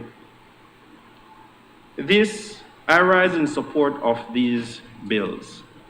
However, I would want to say that it is with some reservation or with some recommendations. I had the distinct honor again of serving as the chairman of the youth hostel. It was actually under the People's United Party government, so that tells you it was some time ago. But I had the honor of serving for the youth hostel for some years. And so I know the myriad of issues which these institutions face. And I know that these legislative changes have been in the pipeline for some time and that they are necessary. But as my colleague just said, that there must be a holistic approach to dealing with the issue of our children. And really and truly, I think this year, more so than any other, we can clearly see that our children are under attack. And there are a number of reasons for that, including obviously the pandemic has caused a strain in various areas, not exclusive to only their education. We see that there has been an unprecedented attack on teenagers, a number of them innocently murdered in the streets. And so it is of imperative importance that in dealing with this issue, that we deal with it in a holistic manner. And there is a lot more that can be done and must be done to protect our children. I think my friend mentioned shortly one of the simple, practical things that can and must be done. It is that when we talk about the family court system, we understand that they are under the current procedures that the funds must be deposited with the family court, and many of these children are in dire need of getting these funds immediately. But there are tremendous delays in them trying to get these funds. And therefore, I implore the government to make the necessary changes, make the necessary legislative changes so that the children, because really and truly those are the beneficiaries of these funds. It's not the mothers nor the fathers, it is the children who, as the Family and Children Act said, they are the ones who we must consider whenever we're taking any action. And so that is one of the recommendations which I believe must be implemented and must be implemented with some level of urgency, especially considering that we are in the midst of a pandemic. Additionally, again, I had the benefit of consistently interacting with people from the children's home because unlike my friend on this side, the Honorable Perfeet would think, I used to go to church consistently at Trinity Church, and every single week we would host children it was a responsibility of the members of the church to host children from the children's home. And so I grew up knowing many of these children, and they become an extended part of our family. And I can't remember who said it, but I can tell you for a fact that I know a number of children who have come through these institutions who are wonderful, productive citizens. Regrettably, the way the system is set up right now, they are the exception rather than the norm, because there are several different issues when they are forced to go through this system, which should not happen. And therefore, again, I know we already spoke about the supplementary bill, but it is important that we properly resource these institutions. I remember when I was at the chairman of the youth hostel, I think they said that it cost us, if I remember correctly, 5 times more for you to house a person at the prison than for you to properly care for someone at these institutions. And yet we were not provided with the necessary resources to ensure that the children had the proper care, whether or not it is the guidance counselors, the necessary health support, so that these children can be properly taken care of. And so again, I implore the government to ensure that in all we do, it is wonderful for us to have Christmas cheer, for us to have all of these things, but it is imperatively important that we invest our resources in what is the greatest asset in our country, which is our people and our children. Thank you. I recognize Senator Bevin Cal. Thank you, Madam President. Madam President, I rise in support of these 3 bills. And with your permission, I would like to read a page from the Convention on the Rights of the Children. It is on the UNICEF page, and it goes like this. Children must rely on adults for the nurture and guidance they need to grow towards independence. Such nurture is ideally found from adults in children's families, but when primary adult caregivers cannot meet the children's needs, it is up to the state as the primary duty bearer to find an alternative in the best interest of the children. The actions or inactions of government impact children more strongly than any other group in society. Madam President, as a responsible government, I think we need to give more attention to our vulnerable children, whether they're involved in crime, family issues, financial need. I think it is the duty of the state to look after these issues. I believe, Madam President, the 3 bills that is being passed today is doing exactly that. These 3 bills will allow our young people to have a bright future, a future where they can grow, where they can feel safe, and a future where they can become the person they dream to be. We believe that every children in Belize, whether they come from a rich family, a middle-class family, or a poor family, Madam President, should be given the equal opportunity that is needed. The opportunity for them to grow, the opportunity for them to have the protection and the attention and the care that they need. Madam President, again, I will reiterate that I believe that these 3 bills are doing exactly that, and I foresee that, with these bills, our children will have a bright future. Thank you.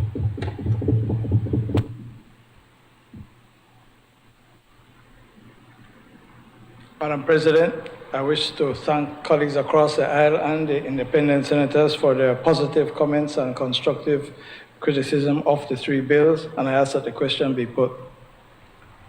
Honorable members, the question is that the bill for an act to repeal the Certified Institution Children's Reformation Act, Chapter 121 of the Substantive Laws of Belize, Revised Edition 2011, and to provide for matters connected therewith or incidental thereto, that the bill for an act to amend the Juvenile Offenders Act, Chapter 119 of the Substantive Laws of Belize, Revised Edition 2011, to repeal the provisions that relate to status offenses and to provide for matters connected therewith or incidental thereto, and that the bill for an act to amend the Families and Children's Act, Chapter 173 of the Substantive Laws of Belize, Revised Edition 2011, to substitute the term approved children home and the term residential care facility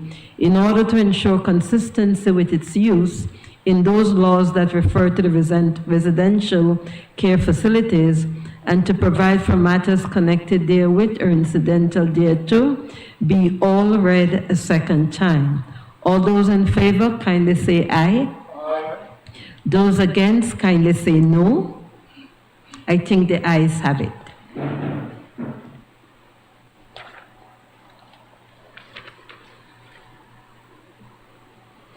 Bill for an act to repeal the Certified Institution Children's Reform Act, Chapter 121 of the Substantive Laws of Belize, Revised Edition 2011, and to provide for matters connected therewith or incidental thereto. Bill for an act to amend the Juvenile Offenders Act, Chapter 119 of the Substantive Laws of Belize, Revised Edition 2011, to repeal the provisions that relate to status offenses and to provide for matters connected therewith or incidental thereto. And a bill for an act to amend the Families and Children Act, Chapter 173 of the Substantive Laws of Belize, Revised Edition 2011, to substitute the term approved children home with the term residential care facility in order to ensure consistency with its use in those laws that refer to residential care facilities and to provide for matters connected therewith or incidental thereto. I recognize the Leader of Government Business. Madam President, I seek your permission again to present the next 2 bills together. You may so proceed. Obliged.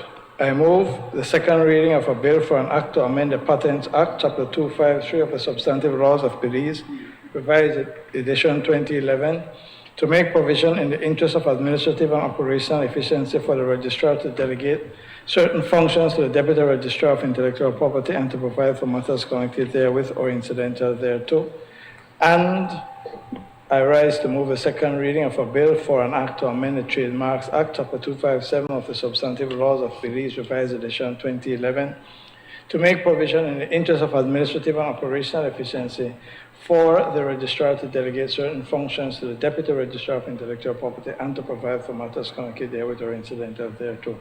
Madam President, these two bills are straightforward. The Registrar of Intellectual Property is the Solicitor General, and what they provide under these two bills is for her to delegate on her instructions some of her powers to the Deputy Registrar so that objections to patents and objections to trademarks can be dealt with more efficiently by giving the Deputy Registrar powers to do so.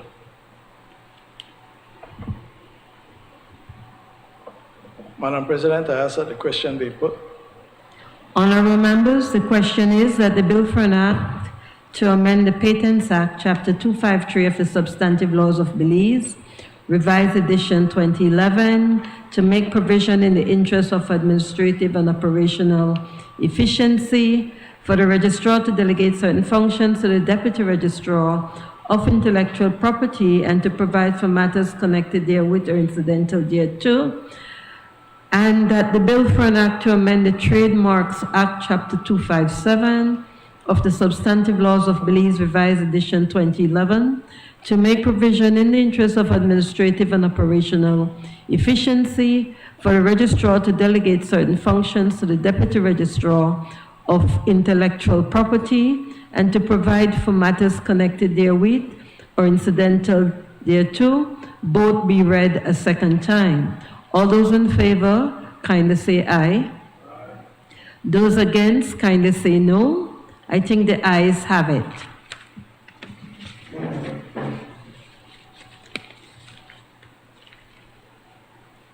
Bill for an act to amend the Patents Act, Chapter 253 of the Substantive Laws of Belize, Revised Edition 2011, to make provision in the interest of administrative and operational efficiency for the registrar to delegate certain functions to the Deputy Registrar of Intellectual Properties and to provide for matters connected therewith or incidental thereto.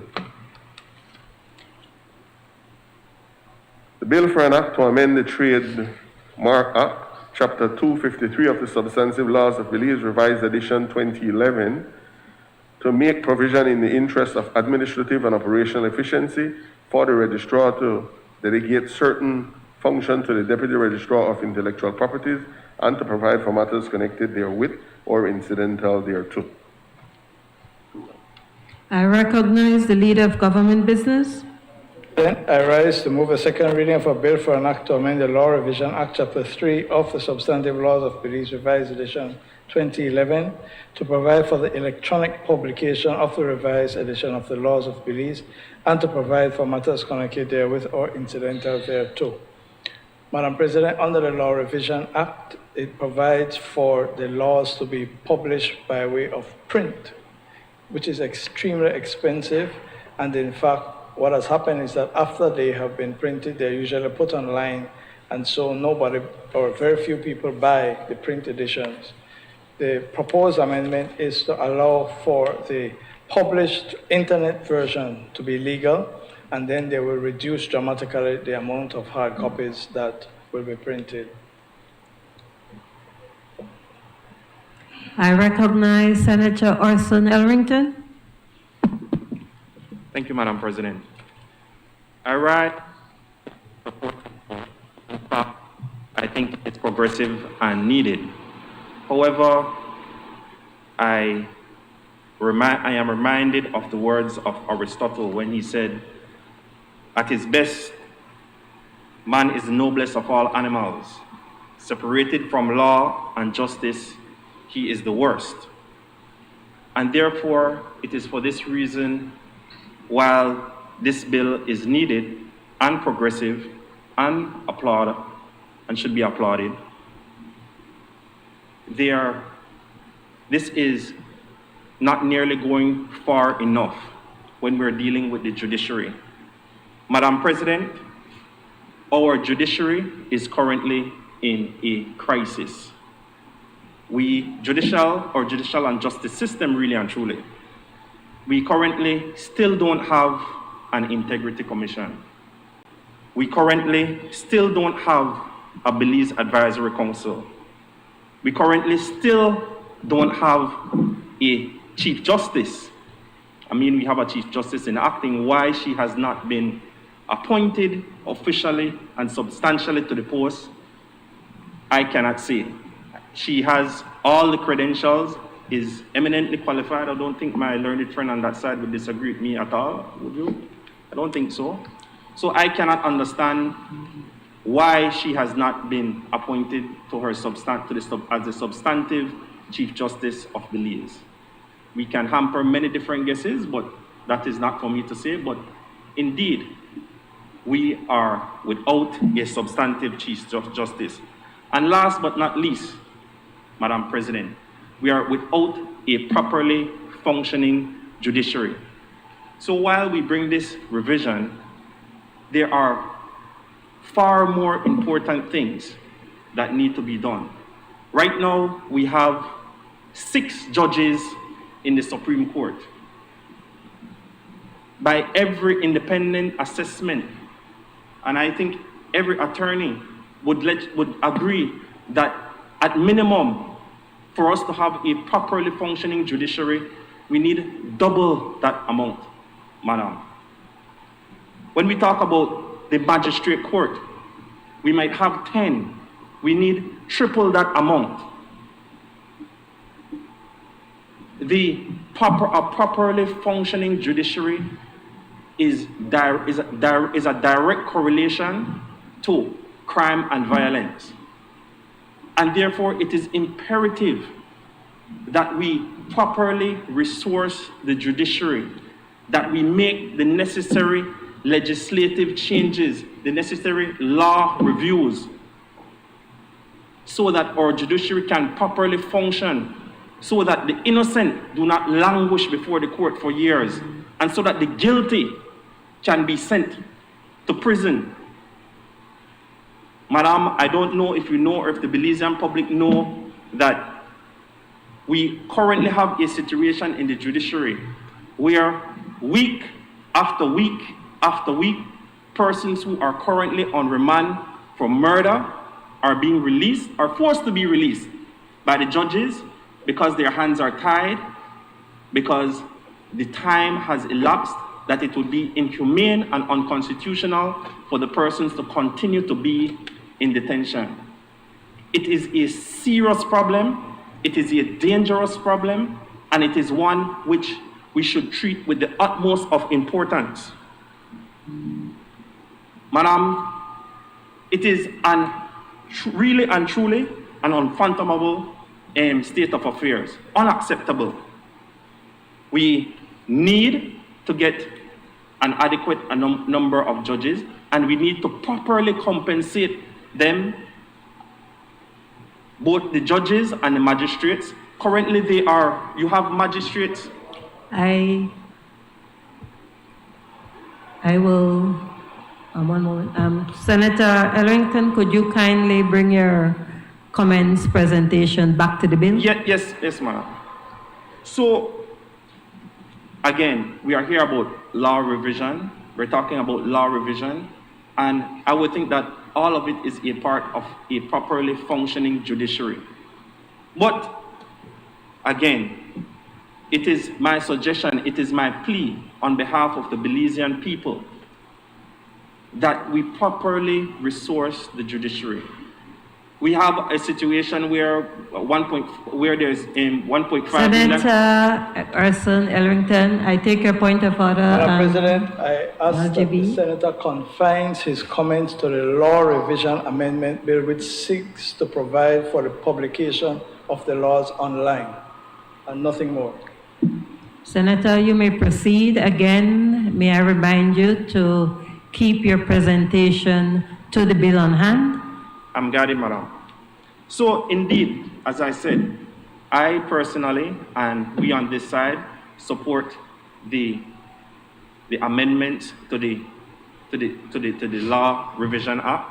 However, we continue to implore the government to put in the necessary resources so that we can have a properly functioning judiciary. Thank you.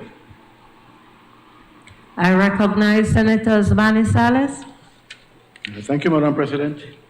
I rise to wholeheartedly support this bill that seeks to provide for the electronic publication of the revised edition of the laws of Belize. It's long overdue. I congratulate the current administration for taking this step.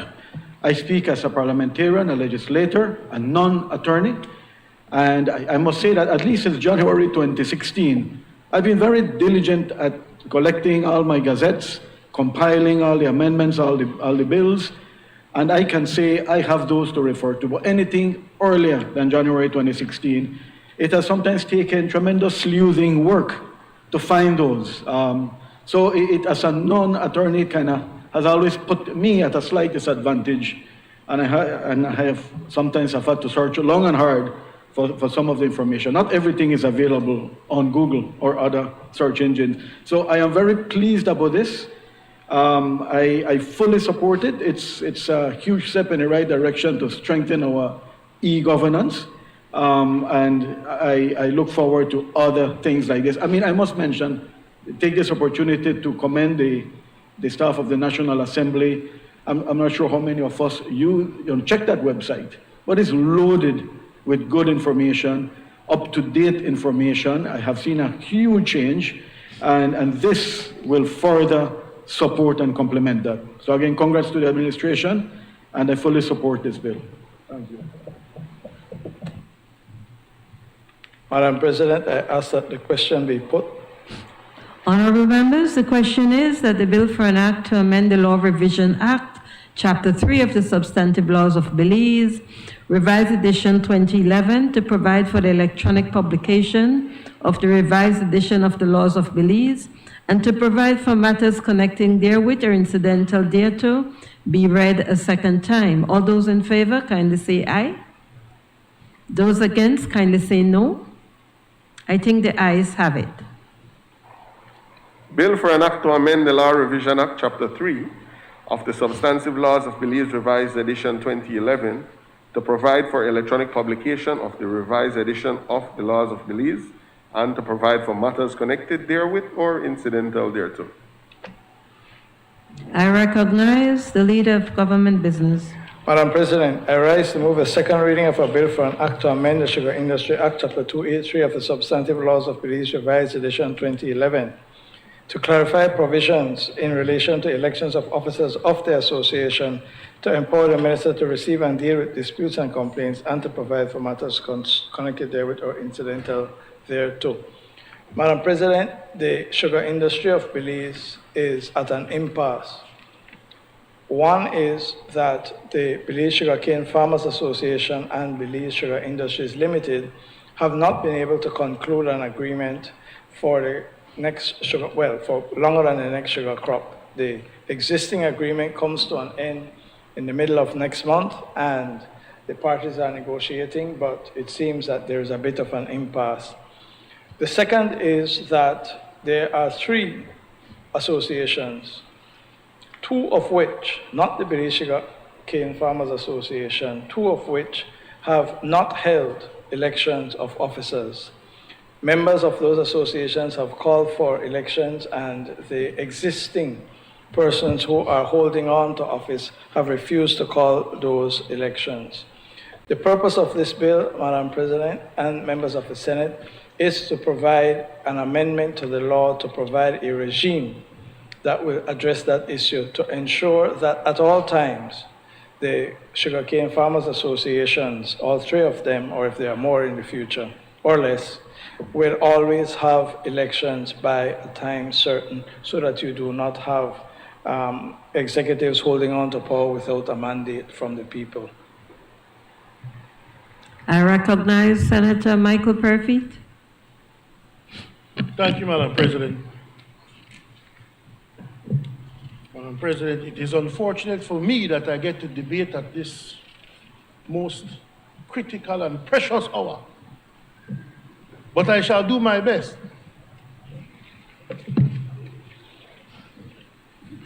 Madam President, the sugar industry is an essential industry.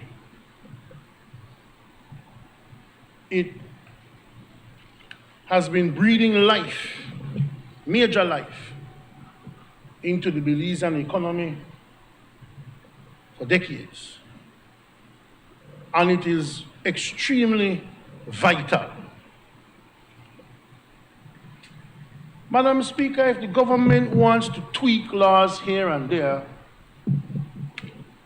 to make sure that the sugar industry continues to be viable and strong, then how can anybody object to that aspect of it? We know from company law and other private law, there are statutes that dictate when meetings should be held, when different elections should be held, and we have no issue with that being a statutory requirement for the sugar industry. We want it to be working. We want it to continue to provide for the Belizean people. However, Madam President, there's a difference between doing the right thing and doing the thing right. We have a law in place that allows the Sugar Board to deal with the current situation that we have. We have company law that can deal with the situation that we have. But Madam President, let me go through the amendments.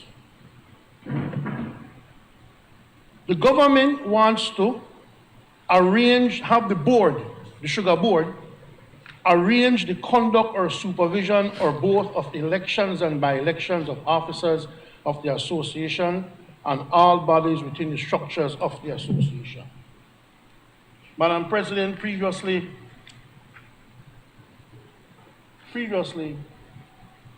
that was, if you look at the next section as well, the board is to call elections by October of the relevant year, where the associations have not yet held elections for that year. You want some level of certainty, Madam President, but you also must be very careful that you don't interfere in the workings of the association. You have to be careful that you don't come with this big brother, big sister stick and tell private associations how they are to run their internal bodies. However, as I said, we fully appreciate that the sugar industry is essential. So if you want to make mechanisms be there to say, listen, you have to have these elections by October, just like general elections in Belize. The law is clear when you're supposed to have a general election, a city council election, town board election. Certainty in certain things is critical and key, and we accept that. And the board is being given more power in this aspect, because it used to be it's only if the associations would request the board to become involved with their elections that the board could become involved. But with the new amendments, it is saying that the board will do it. So whether the associations request it or not, the board will conduct their elections. And if you look at the law, we had an opportunity in 2015 to amend the powers of the board, but we believe that the powers of the board are important. So if the government wants to amend the law to strengthen the legislation that we have, we don't have any fundamental issue with that. You want to make elections certain, we have no problem with that. If you want, for example, in the amendment to Section 32, you want the association to submit a copy of its bylaws. If you want it to, every amendment of the bylaw submitted to the board and things like that, No problem, Madam President. If you want them, if they fail, there's a penalty that they have to deal with when it comes to failing to inform the board of any changes. No issue with that, Madam President. How can we have an issue with order and structure within an industry, like I said, that we believe is essential to this country? We have no problem with that. An association may make standing orders resulting in its own procedure.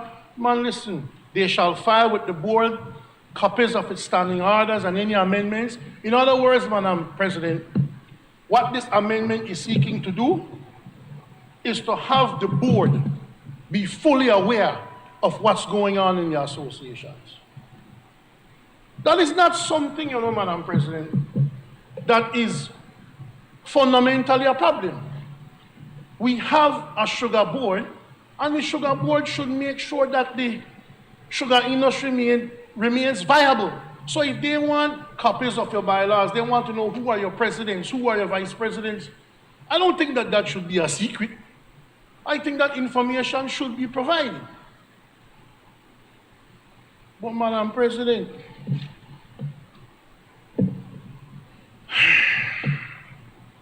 PUP can't help themselves, you know. You can't help themselves, you know. This is what the board, and if I may, Madam President, read to you.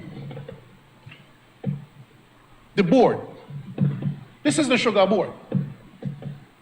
This is what the sugar board is currently entitled to do, and their powers will become even more, because now it is not if the associations request them to participate in the election. They will have no choice. The sugar board will conduct the elections.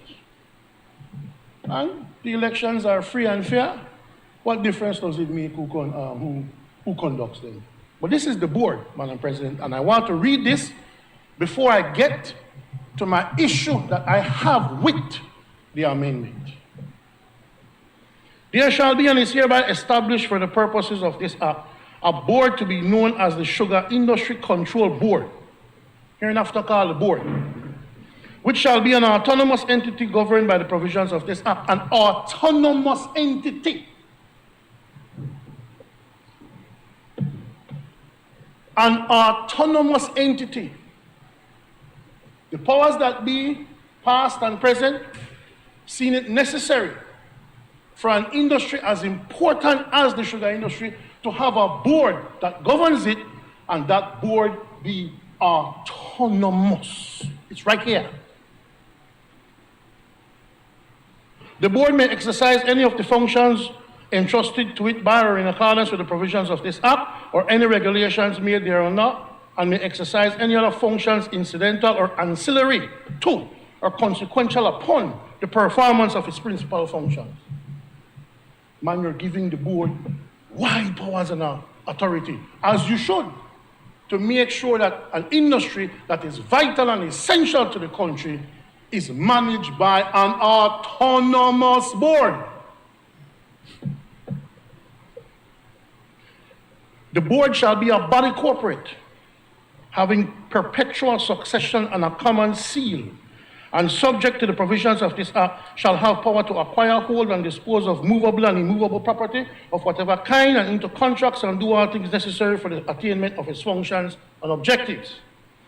The board may sue and be sued in its corporate name, and shall for all purposes be described by that name. Which means that anybody that has an issue with what the board is doing, or if the board goes against the functions guaranteed to it by the statute, then the board can be sued, or the board can sue in its own name, because it is, for all intents and purposes, and should be, an autonomous body. The seal of the board shall be authenticated by the signatures of the chairperson of the board and one other member of the board authorized by the board to act for that purpose, and the seal thus authenticated shall be judicially and officially noticed. Man, the board big, man. The board heavy. The board has authority, and the board has a function laid out for it by statute, and it is a beautiful statute that shows that the board controls the industry as an autonomous body away from political interference. The board shall be composed of members appointed by the minister and shall be constituted as provided in section 2 of the section. And once fully constituted, the board shall be the principal policy-making organ of matters relating to the development and control of the sugar industry, including the control and supervision of the various bodies referred to in titles.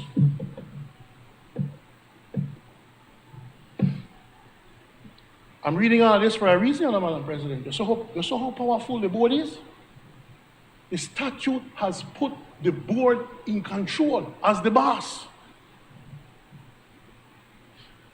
People elect people, so the minister will appoint the members of the board like this. A senior official from the ministry for the time being responsible for the sugar industry or his nominee. The CEO, the chief agricultural officer. You're talking about career public servants, technical people. One representative from each of the associations. 2 suitably qualified persons in agribusiness, business and management or finance having no direct connection to the sugar industry, appointed by the minister to the board in his discretion. 1 member nominated jointly by the manufacturers and the association. And the minister shall appoint one of the members of the board to be the chair. Now, senators, that sounds to you like the board needs any help? That sounds to you like the board needs more than what it has been given in law?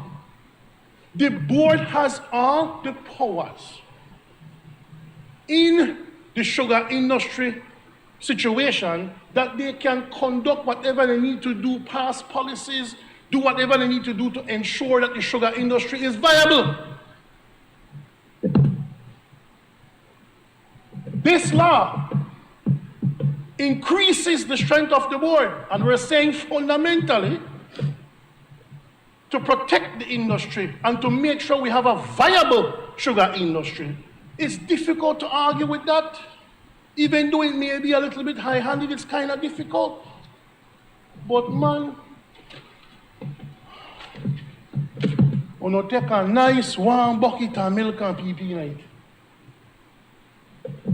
Section 38A. Where a person, this is the law that they want to pass now, Madam President. Where a person is aggrieved by a decision of the board, the person shall refer the complaint to the minister for a decision. So, Madam President, they make her read the whole functions of the board just not for hungry belly. Only for them to propose a piece of legislation that says all that I've described that the board can do. All of these things that the board is empowered to do, a board that is an autonomous body, all of that they do can be reversed by a decision of the minister. So you go to the board makes a decision, and you don't like it, you just go to the minister. And the minister can reverse that. Other than a decision of the board, so that's not a decision for the board, that person shall refer the complaint to the board for a decision. Where the board is unable to resolve the matter, it shall forward the complaint to the minister for a decision. So you go to the board for a decision. The board say yes. You complain to the minister say no. The answer is no. If there's anything other than a complaint, and the board can say, this is something that's not for a decision, take that to the minister, and the minister will decide. You have upended the powers of the board.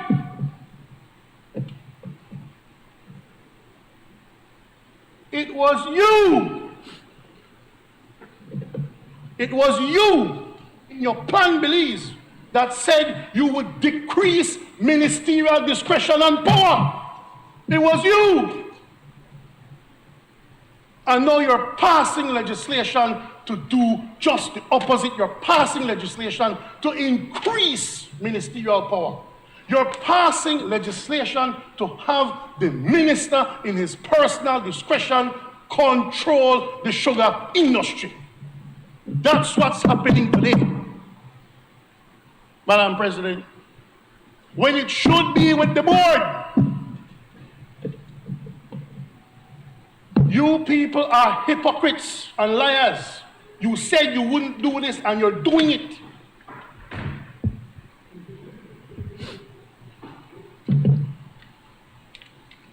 Where there's a complaint by a member of an association, or where a dispute arises between a member of the association and that association, or between members of an association, the complaint or dispute shall be reduced to writing and submitted to the board for a decision.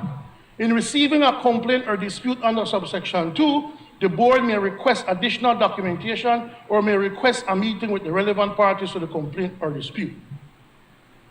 A decision of the board shall, under this section, shall be given within 4 weeks of having received all documentation requested or having met with the relevant parties to the complaint or dispute.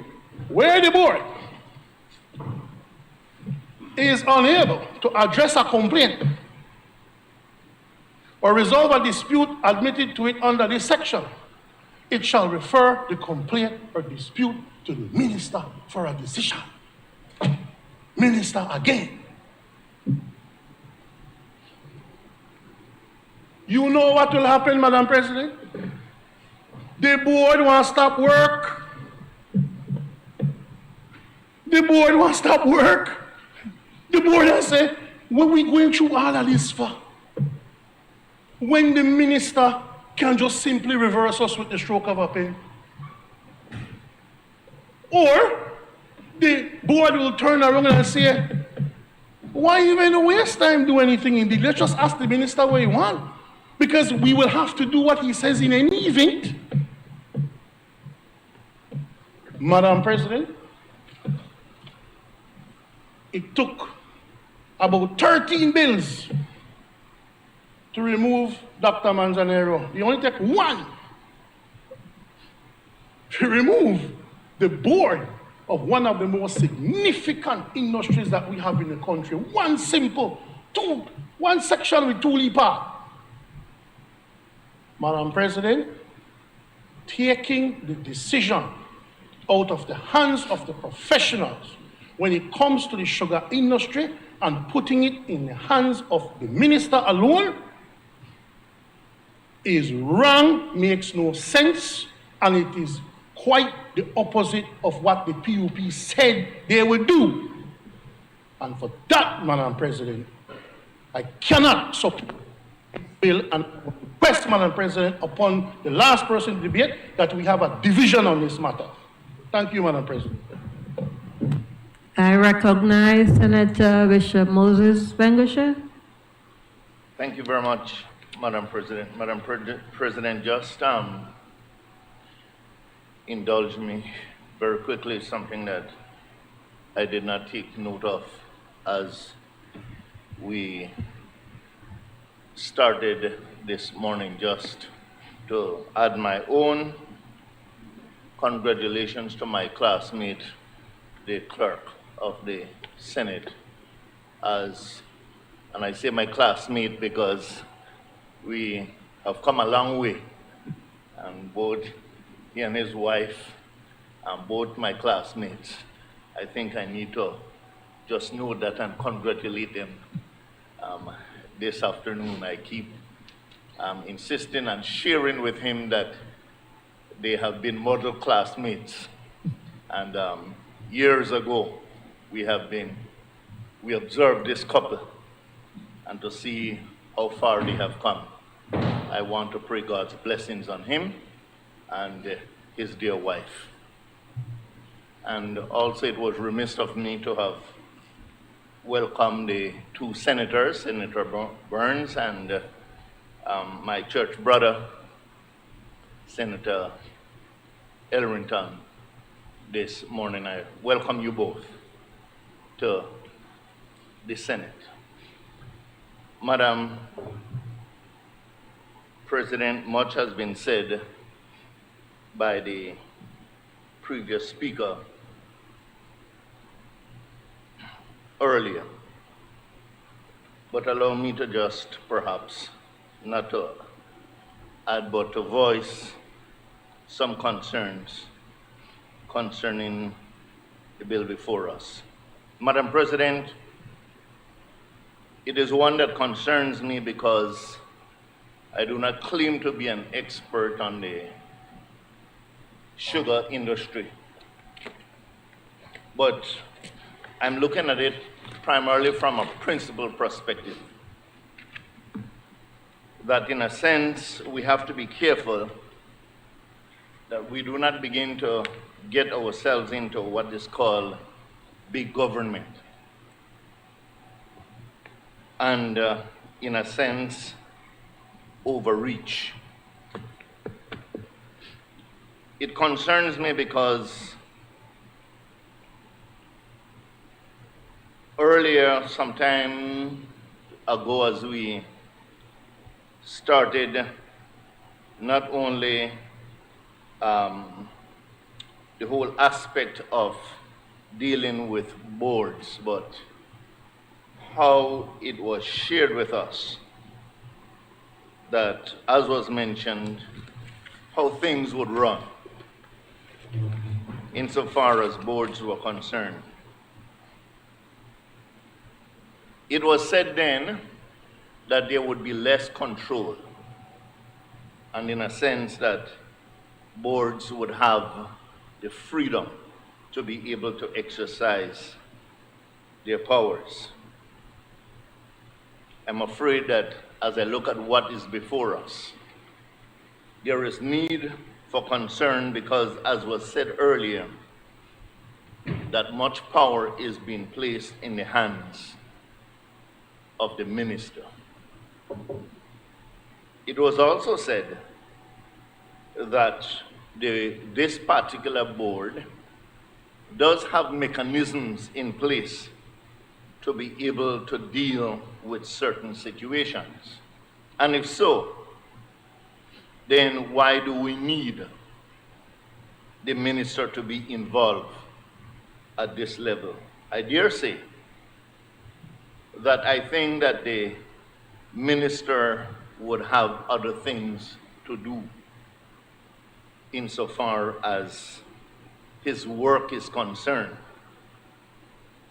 And what is before us arbitrarily means that it is almost as if though he is or must intervene at every point or at any point that he is called upon to intervene. And as mentioned earlier, that perhaps we have to be careful about that because individual and personal things might just become involved in a part of the decision making. We hope that it would not be so.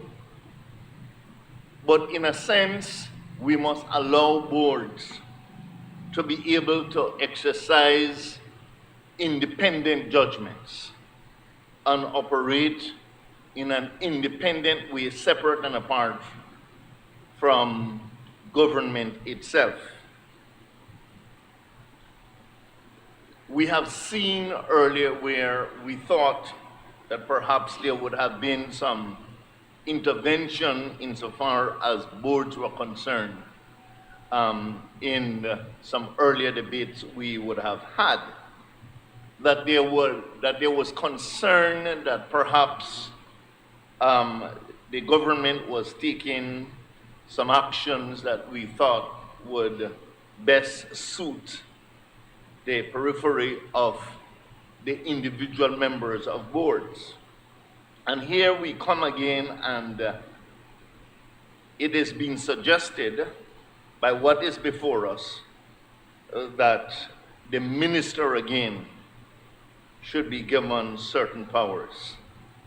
I believe, Madam President, that in this sense, as I said before, that there are things in place for a board of this nature to be able to take the decisions. And perhaps even if members of the board are dissatisfied with certain items, and perhaps might be dissatisfied with the president of the board or whosoever is chairing the board, that there are mechanisms, or from what I've heard, that there are mechanisms in place and ways in which it can be addressed without the intervention of the government minister. I believe that perhaps tribunals can be formed or might be in place in order to deal with certain things without the intervention of a minister. We have to be careful, as I said, that we're not going in a line of big government. It is not the time and age to have big government. It is the time to be able to streamline and use boards where they best fit, because these are the boards and persons with the professionalism that is required. And I'm afraid that more and more we're going down the line where the government ministers have the authority to be able to make decisions that actually a board should be making. And so I want to say that from where I sit, that as it is and what has been presented to us, it would be difficult for me to be able to support what is before us. I recognize Senator Kevin Herrera. Thank you, Madam. Madam President, I've been here. I think this is probably by far the worst piece of legislation I've seen come to us in the Senate. I agree, the sugar industry is an extremely important one. I think it is certainly has been one of our staples for a long, long, long time. Even when we didn't have many other industries like tourism, the sugar was always there. But there seems to be an issue, there seems to be a problem. And the problem, from what I've understood, and I think the leader of government business mentioned it a couple of minutes ago, there seems to be an impasse with the manufacturers and an association. Not all the association, but an association, at least one. This impasse is really a private disagreement.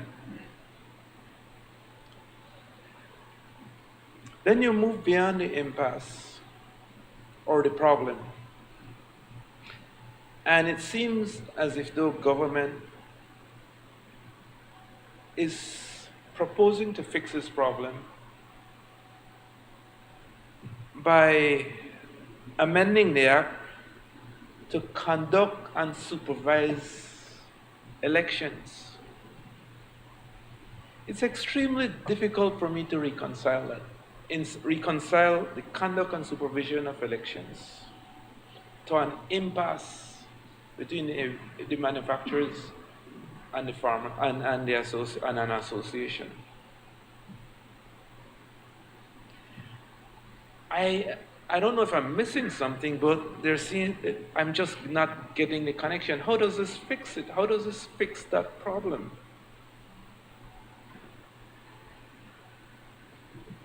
And the proposal is to fix specific timeline for an election.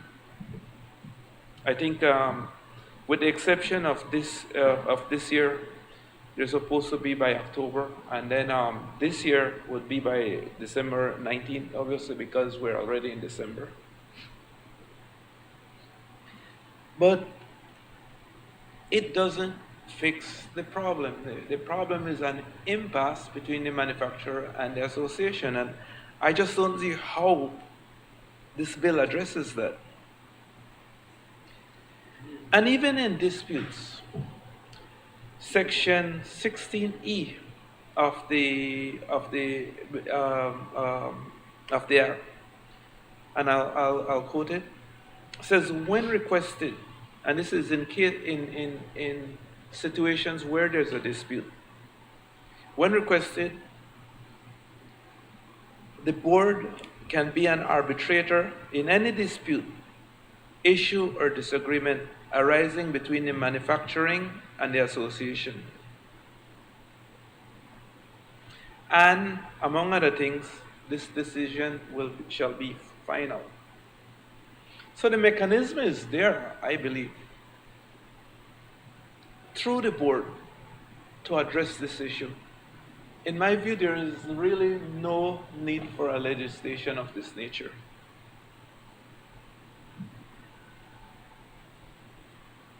I have many problems with the bill, Madam President.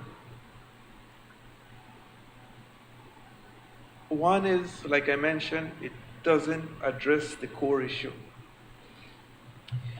This is really a government overreach. Government is getting into the private affairs of associations.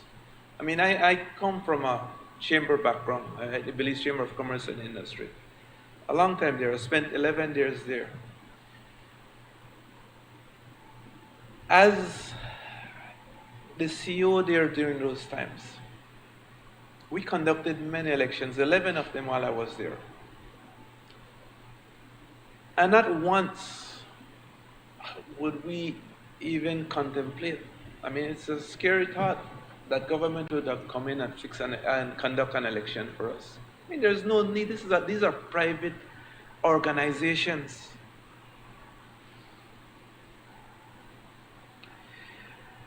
These private organizations or associations, they have bylaws.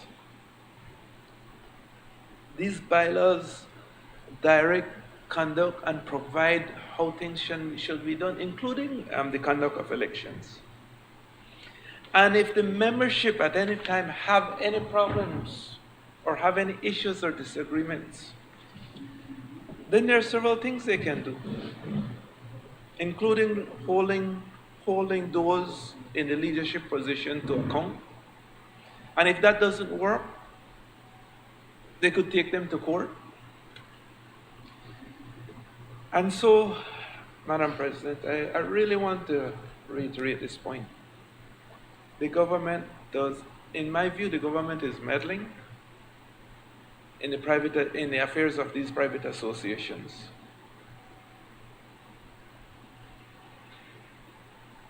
Section 38, again, I have tremendous issues with that. I mean, this really seems to be a power grab, a blatant power grab. And I think my colleague mentioned it earlier, that the board is set up there for certain functions, and he listed many of those in his earlier presentation. But then this is almost like superimposing the minister into this whole thing and giving him all the power. Irrespective of what the board decides, the minister, based on this act, has the ultimate power. Again, I have some real serious issues with that. And so, I strongly, Madam President, oppose this bill, and I intend, and maybe I should tell you from now, I really intend that to ask for a division on this. I think it's really getting into, it's really a government overreach, and we should never tolerate this type of thing. Thank you. I recognize Senator Elena Smith. Thank you, Madam President. I rise just to make a few comments on this Sugar Industry Amendment Bill.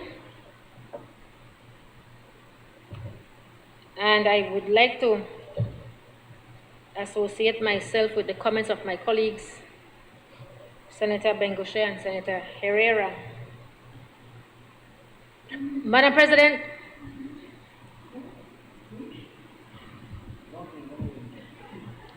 we fully agree, Madam President, that the sugar industry is a critical one for our country, for our economy, and that there have been several issues with this industry. We are all aware of that. We have seen and we have heard, on the news what has been transpiring from time to time. We also appreciate that it is very important that whenever an industry as important as this one has issues, that those issues are resolved as urgently as possible. However, we cannot in any way accept that for issues to be resolved within an industry, an association, that a minister has to have the power to do so. The board is an autonomous board. The board has authority to make certain decisions. The board has several of its members being appointed by the minister.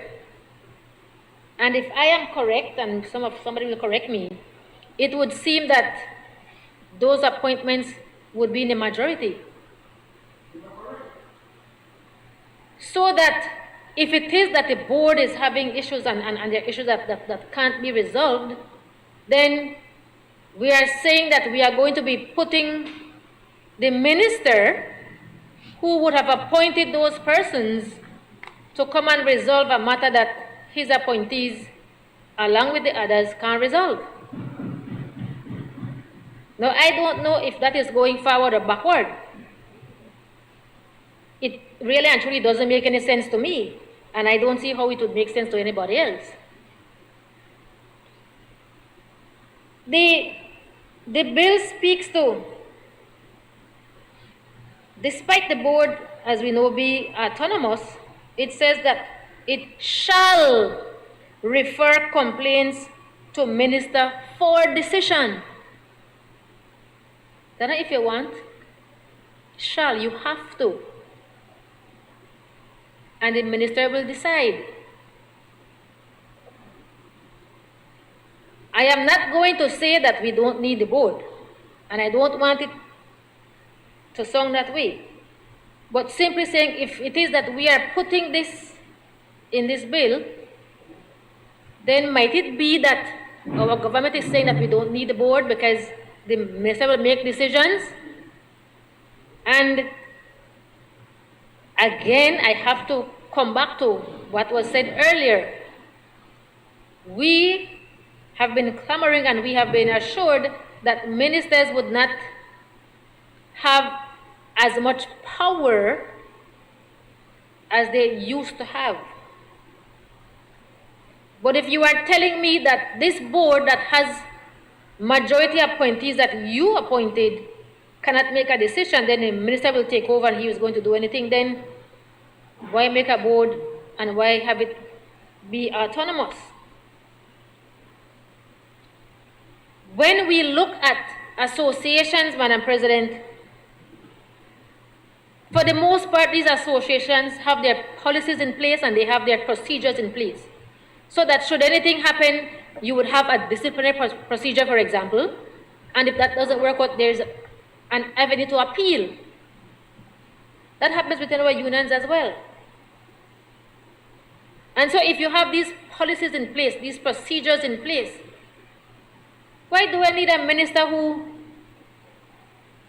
might barely know much about what is happening anyway to come and make a decision? So is it that we are trying to insinuate that the people we appoint can't do their job, so the minister must do it for them? I hope not. This bill, Madam President, in our view, will surely be setting a precedent that we don't need. That will not be good for us. Another issue that we have, Madam President, is the matter of consultation. So I can be corrected again, but normally when a bill is introduced, shouldn't there be a process where there is some form of consultation happening? Except if it's urgent, then we may skip that portion. And so, where was the consultation with these parties who would be affected?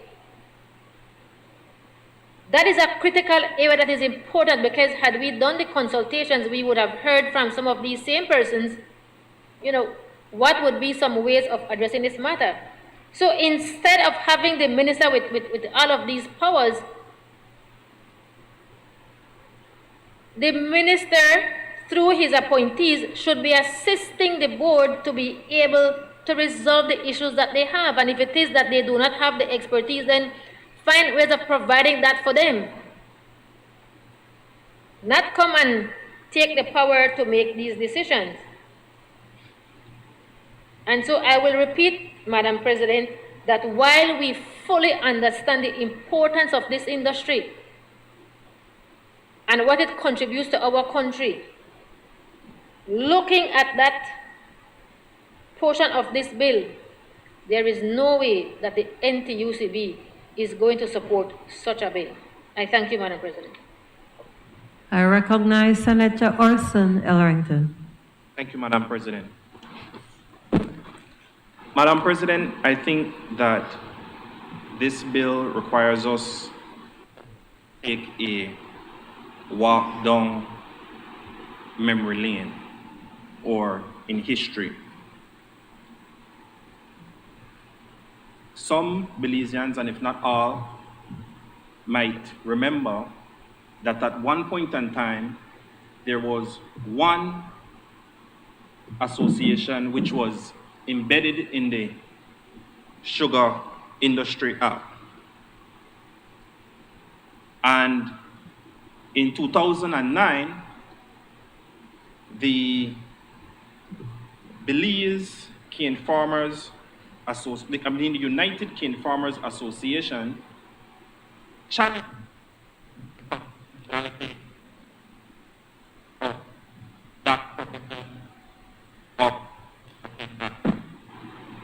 I recall it because my father was the attorney, senior counsel Hubert Ellerington. Now, the decision, it didn't go to decision. I think that the government yielded at that time to understand that you could not, in compliance with the Constitution of Belize, force persons to be a part of an association. You have the right of association. This is a constitutional right.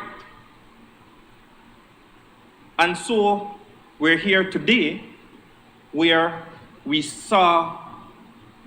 now we have a piece of legislation being attempted to pass, and I totally adopt the sentiments expressed by all my colleagues, including the Honorable Michael Perfeet. I did not leave you out like others did. All right? But my colleague, Mr. Herrera, said that this piece of legislation is the worst I have ever seen. And I agree. It is so blatant. It totally spits in the face of our democracy, in the constitutional rights of persons, that I am flabbergasted that they even have the testicular fortitude to even present this bill.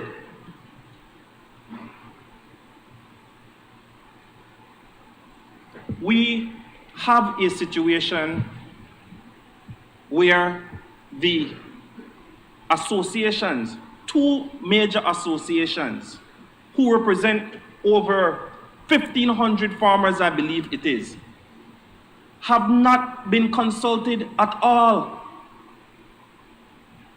You know what the cane farmers said of this piece of legislation? They said that it is heavy-handed and troubling, that it does not comport with not even the minimum standards that our constitution and our democracy demands.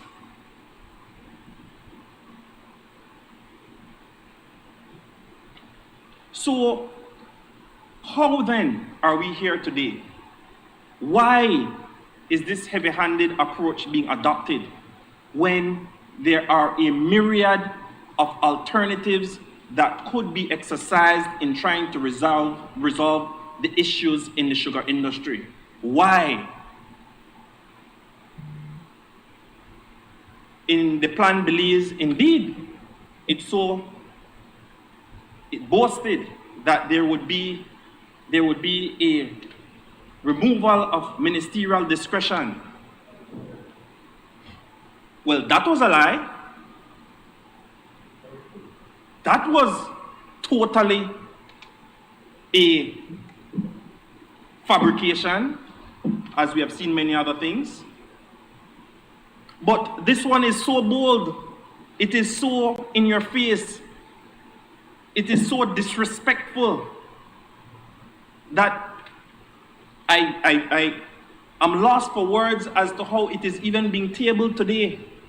Indeed, when we look at the act itself, and it talks about the power of the minister, in case you're thinking that what it intends to do is not to further empower and to create a mini dictator. It says it right here, 38A, power of the minister.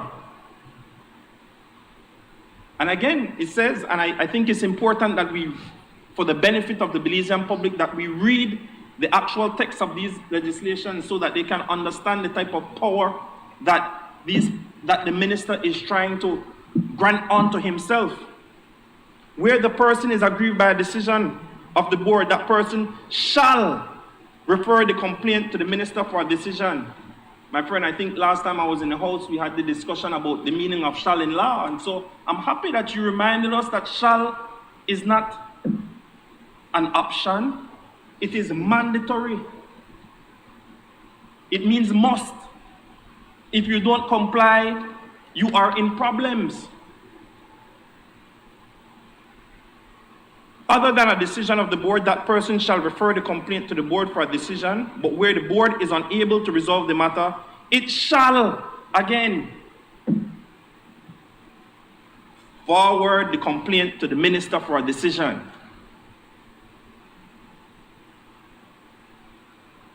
Again, it is unacceptable, the state of affairs, this piece of legislation and what it attempts to do is totally disregard the independence of these associations and their right to ensure that they conduct their affairs in a way that they deem fit, not the way that the government deems fit, and most certainly not the way that any minister in his discretion deems fit. And it is for these reasons I cannot support this bill. I recognize Senator Osmani Salas. Thank you, Madam President. All right, Madam President, it is no secret that the sugar industry has been faced with a whole lot of challenges. It is no secret that there is disunity among the members, among the associations, maybe even discord. And because of that disunity, it creates a disadvantage for the very cane farmers, especially in their negotiations with the mill that is well resourced. We want it to function well. The mill is a business, and we cannot blame them for ensuring as best they can to turn a profit for their shareholders. That's their business. At the same time, we want to ensure that the cane farmers are adequately represented, their interests are adequately represented, and that can only happen if there is greater unity among them. In 2015, there was a major amendment to the Sugar Industry Act. Tremendous. And I sought to find out if there was any consultation before that was taken to the House and the Senate, and I've confirmed that there was none. It was rammed through. It was rammed through the House in January 2015. The following day, it was introduced in the Senate, and the following day, it was enacted into law. 3 days. So, confirming again, it was rammed through. An opposition senator at the time, PUP senator, referred to it as, and I'll quote, Madam President, "This is where we are. We've become, Mr. President, less of a democracy and more of a ramocracy, where laws, policies are being rammed through without proper consultation." This amendment in front of us right now, this amendment would be another major change. And every time there are changes like this, Madam President, it creates uncertainty among the cane farmers, probably even distortions.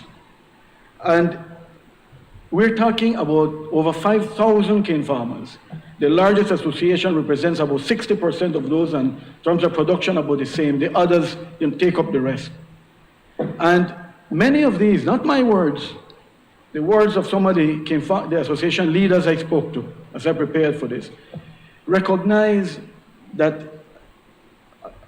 a big chunk of the membership have challenges with their entrepreneurial capacity and also in terms of literacy skills. There's a lot of work that needs to be done to explain every time something changes. Because these members and farmers, for them, the bylaws are their Bible, their constitution. And when changes like these are made, they probably scratch their head and say, so what does that mean for my bylaws that I have tried to follow and understand, and now with legislative amendment, it just turns that on its head. So what? It creates a lot of distortions and uncertainty. What is of concern to us, and and some of us have said it, and I want to refer to it again, but in January of this year, I gladly supported government's good governance motion. And number 3 of that good governance motion says this: to take measures to reduce discretionary ministerial powers in order to increase administrative efficiency and eliminate where possible political intervention. So, look, I just think, how would the banana industry react if there was an effort to put in something like this in their legislation, or the legislation that governs your organization, colleague Senator Herrera, and there are others like that.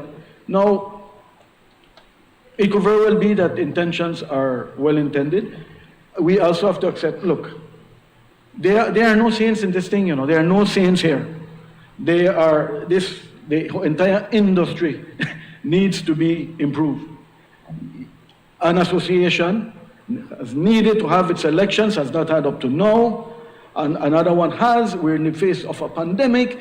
We have Omicron, and where does it stop? So what I see is create the opportunity, just like we have in this honorable chamber and the House, where we amended our standing order so that we could have virtual meetings if need be. Things like this should be contemplated. The SICB's role, and a slight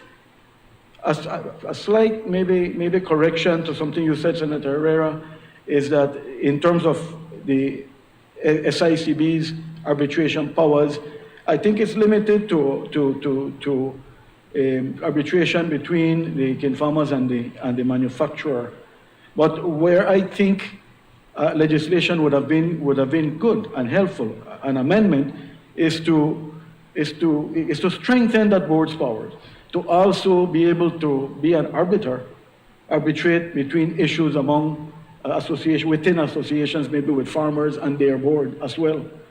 That I think is not there, and that is the kind of amendment I would have wanted to see here. So legislation cannot solve the issues that the industry is facing. Legislation alone cannot, and we don't want to, because of short-sightedness, create more problems. Now, we should have learned from the missteps of the previous administration in running through important legislation like this and ensure that we don't do it under the current administration in the whole, when we think about good governance. So I would want to offer, Madam President, as I conclude, some unsolicited advice to the administration. For pieces of legislation of this nature, the impact, the consequences it would have, engage with us, man. Do like my colleague right in front of me, Minister Koi, has done in relation to the budget, the Blue Bonds Initiative. Leader of government business has consulted with us on a slew of other bills. This one, I at the very least require that. Because while in the House, the government will have its way every single time, that's not a guarantee here. Even though my colleague on the other side, I was always reminded, you want to change things? Run for office, man. And I say, no, this Senate here is constitutionally mandated to have its role. And we must take that seriously. So, Madam President, with that I must say that I support the positions of my colleagues that have spoken on this bill. And we will not be able to support this bill. Thank you, Madam President.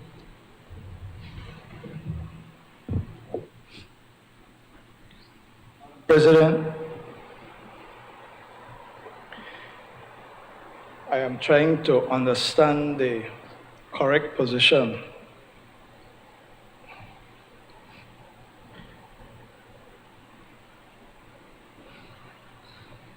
If I understood it, the senators who took to the floor only object to clause 5 that purports to insert a new section 38A. If I understood the interventions, they were concerned with clause 38A. In light of that, Madam President, I won't speak to the other clauses in the bill. But when Senator Perfit was calling us liars and hypocrites, I didn't take to the floor for his unparliamentary language. No, don't withdraw it. What is said cannot be unsaid. But I was reminded of the words of Lady Macbeth, full of sound and fury signifying nothing. There's a more colorful expression about a crocus bag that is empty, but I won't say it. Or an empty drum, I won't say it. What I will say is this, Madam President. The issues raised by the senators require an answer. Perhaps it is, and I say this with no disrespect, because one may have innocently, and I believe that that is the case with the senators behind me, misread, misinterpreted, or attributed too much power to the new section 38A. But I will try to go through the clause to share with the Senate what I would describe as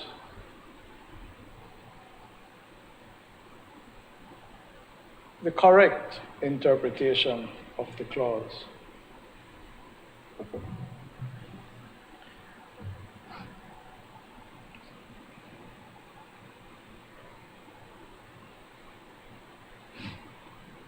One senator said it's a grab for power.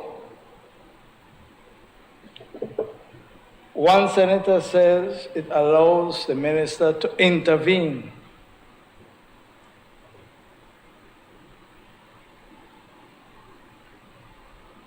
But, Madam President, let's look at what the clause actually says.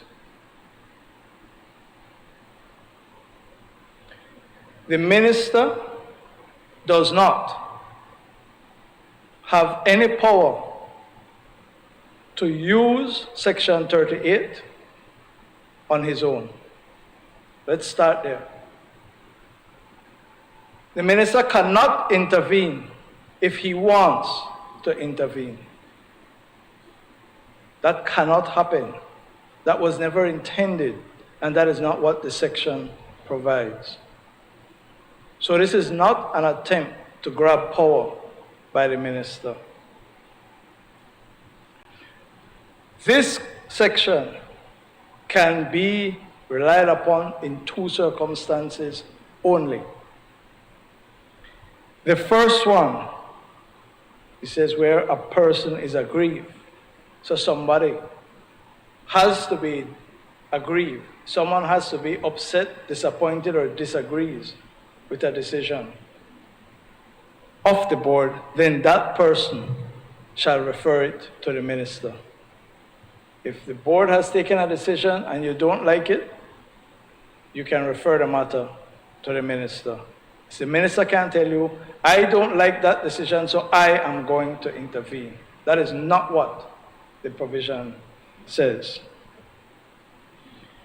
Goes on to say that that person shall refer the complaint to the board for a decision, but where the board is unable to resolve the matter, it, meaning the board, shall forward the complaint to the minister for a decision.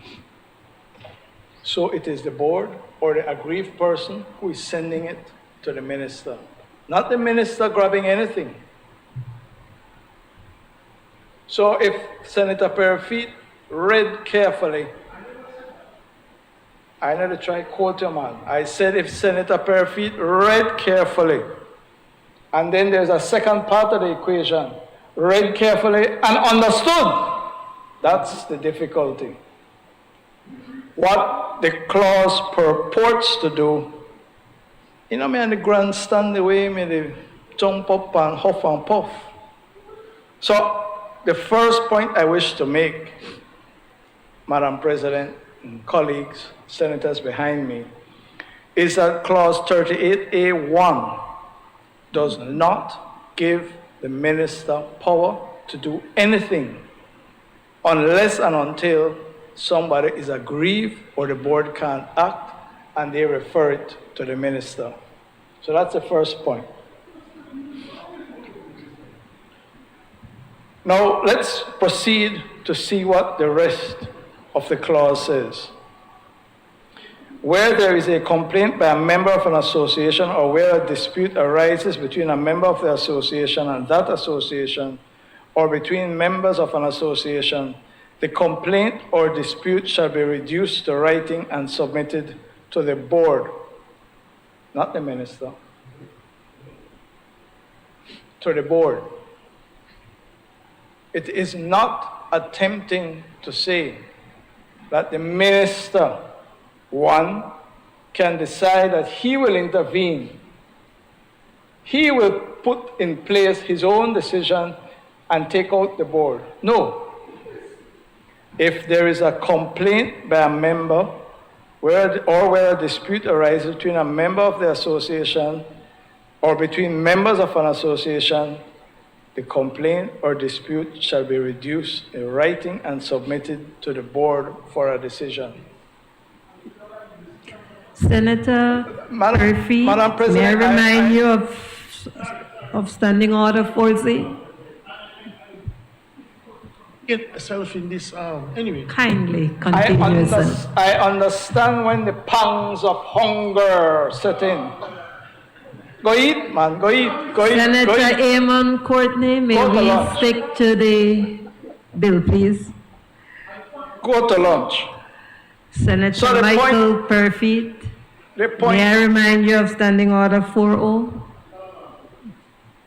the point I make about the second clause is that any complaint, as described, is not to be referred to the minister, to the board. And then, obviously, clause 3, subclause 3, in receiving a complaint or dispute, the board may request documentation or may request a meeting with the relevant parties. 4, the decision shall be given within 4 weeks. I would suspect that subclause 38A1 is the one that objection was raised to, but 2, 3, and 4 on a reading, and on a fair reading, cannot be objected to. Now question subsection 5. Read it and understand it. Where the board is unable to address a complaint or resolve a dispute submitted to it under this section, it, i.e. the board, shall refer the complaint or dispute to the minister for a decision. So the structure is, a person has a complaint, the board is unable to meet, the board is unable to determine a matter, it can refer the complaint or dispute to the minister for a decision. Now, Madam President, I accept that honorable senators who read this and are not schooled in the law would obviously have a concern, and they express them, and I respect that. But I want to make the following points. A decision is a very curious thing in law. There is a big difference, and there are many laws. I can think of the Domestic Banks and Financial Institutions Act, for example, that comes immediately, that provides for an appeal. In other words, somebody makes a decision, you are dissatisfied, you are aggrieved, you have a right of appeal.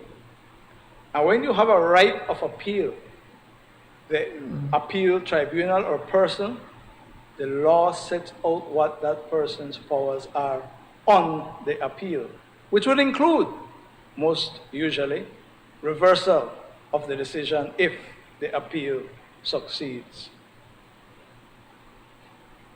I make the point that this bill does not provide a right of appeal. I make the point, just calm yourself down. I know you're not very familiar with public law. Relax. I make the point, Madam President, that the bill does not make provision for an appeal. The reason I make that point is because one has to understand whether or not, when this matter is referred to the minister for a decision, the question is, what are his powers? Where a law has an appeal, it gives to the appellate body the power to reverse, vary, set aside a decision, or to uphold the decision. Is it that you are hungry? Be quiet, man. Listen. Senator Perfeet, again, may I remind you of Standing Order 40? Thank you, Madam President. This bill does not, I repeat, does not give to the minister the power to reverse a decision. It does not give the minister the power to vary a decision or to set aside a decision. It is important, Madam President, because the powers that the board has under the Act, Section 6, are quite extensive. And nowhere in the bill does it attempt to replace or empower or entrust the minister with the power of the board. I emphasize that simply to say this and to respond to Senator Herrera's concern, one of his concerns, that he does not see how the bill as drafted addresses the impasse that I referred to when introducing the bill. Colleagues, you will recall that I said that there were two impasses. The first was the failure of associations to hold elections in accordance with their bylaws. And if I understood the senators, they have no difficulty in principle with the law requiring them to do so. That was the first impasse. The second, which I referred to, was the impasse between the Belize Sugarcane Farmers Association and the Belize Sugar Industries Limited, having to do with the fact that there is a commercial agreement for the purchase and processing and the sharing of proceeds of sugarcane that is about to expire.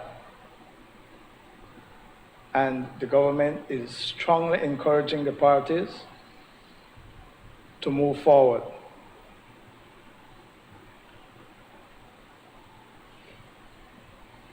President, Senator Salas referred to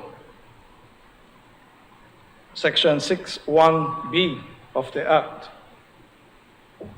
which reads, the board shall include the following functions: acting as arbitrators when requested in a dispute, issue, or disagreement arising between manufacturers and the association, and issuing decisions which shall be binding upon the parties which requested such arbitration. The point I make is that insofar as there may be a dispute between the association and Belize Sugarcane Farmers Association and BSI, the law deals with it. The law deals with it. So there is no attempt to remove that power and to give the minister the power to arbitrate between them. That is not what the law is attempting to do. The focus and concern of the government is that for some reason, and I am not in the least attempting to pronounce on who is right or who is wrong, it appears that parties are reluctant so far to come to the table, to sit down and to try to resolve the new agreement that is necessary. It is in that context where you see the provision being made where the board is unable to take a decision or unable to resolve a situation, that the matter can be referred to the minister. Having said all of that, Madam President, members of the Senate, every single senator who took the floor this afternoon on this issue recognized the importance of the sugar industry to this country. The 2015 amendments that Senator Salas referred to were very wide-ranging and very substantial. And in fact, was what led to the agreement being signed then, the same agreement I'm talking about. And now here we are in 2021, and we are faced with the same crisis again.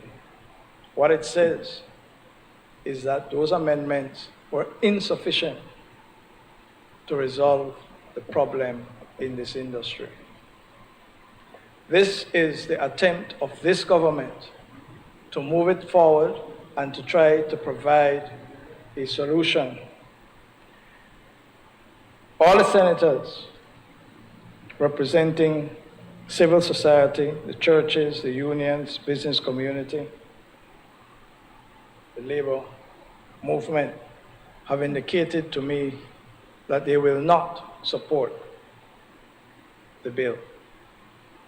Based on that, it seems to me that we have a choice. Either we engage and consult, as Senator Salas appealed to us for, to try to find the language that would make the bill palatable to those senators behind us who have the interests of the country at heart,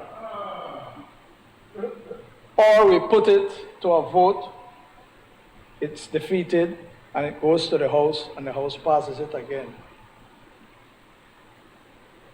Madam President, in furtherance of the commitment which we made in January to consult, in furtherance of the commitment to govern openly and try to seek a consensus, I will not ask that the question be put, and I propose to leave the bill in the Senate for consultation. Thank you, Madam President.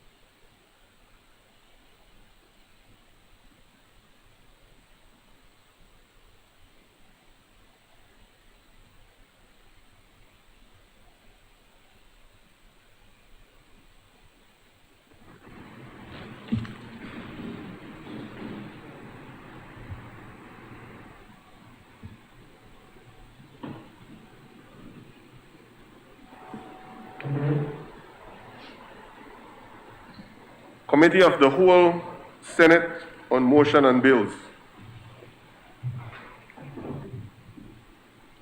Honorable members, in accordance with Standing Order 68A, the Senate will now resolve itself into the Constitution and Foreign Affairs Committee, a committee of the whole Senate, to consider the motion, refer to it, and thereafter, In accordance with Standing Order 5-4, the Committee of the Whole Senate to consider the bills that were read a second time. Honorable members, I will now take the chair as the chairperson of the Constitution and Foreign Affairs Committee, and then as the chairperson of the Committee of the Whole Senate.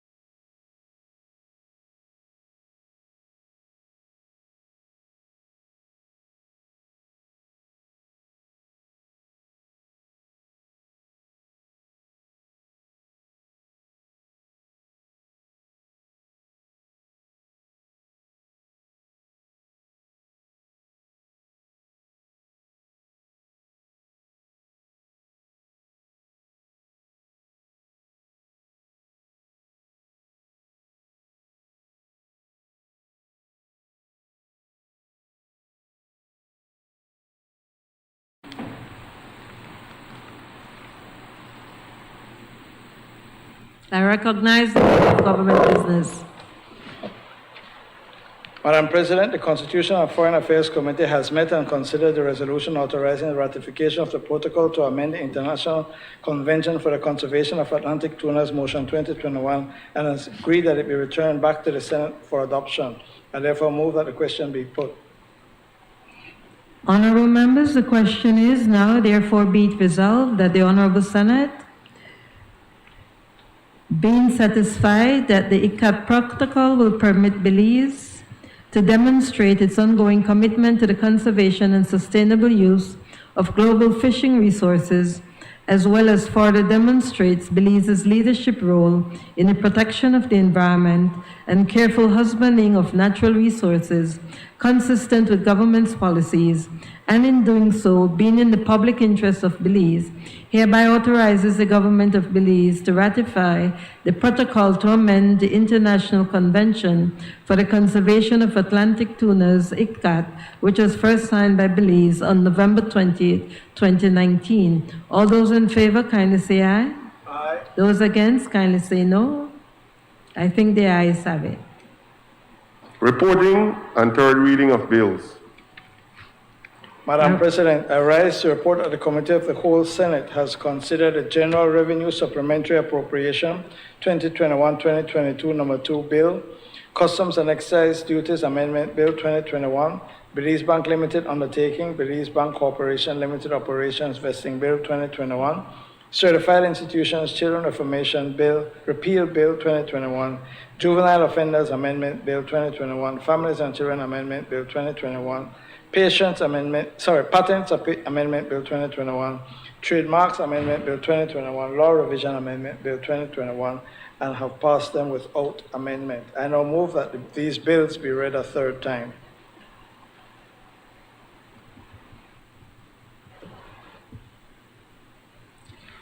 Honorable members, the question is that the bill for an act to appropriate further sums of money for the use of the public service of Belize for the financial year ending on the 31st day of March 2022, that a bill for an act to amend the Customs and Excise Duties Act, Chapter 48 of the Laws of Belize, Revised Edition 2011, to rename the tariff column headed EPA with EPA UK to implement the 8th phase of reduction of duties in accordance with the CARIFORUM UK EPA, and to provide for matters connected therewith or incidental thereto, that a bill for an act to provide for the vesting in the Belize Bank Limited of certain business in Belize of Belize Bank Corporation Limited, and to provide for matters connected therewith or incidental thereto,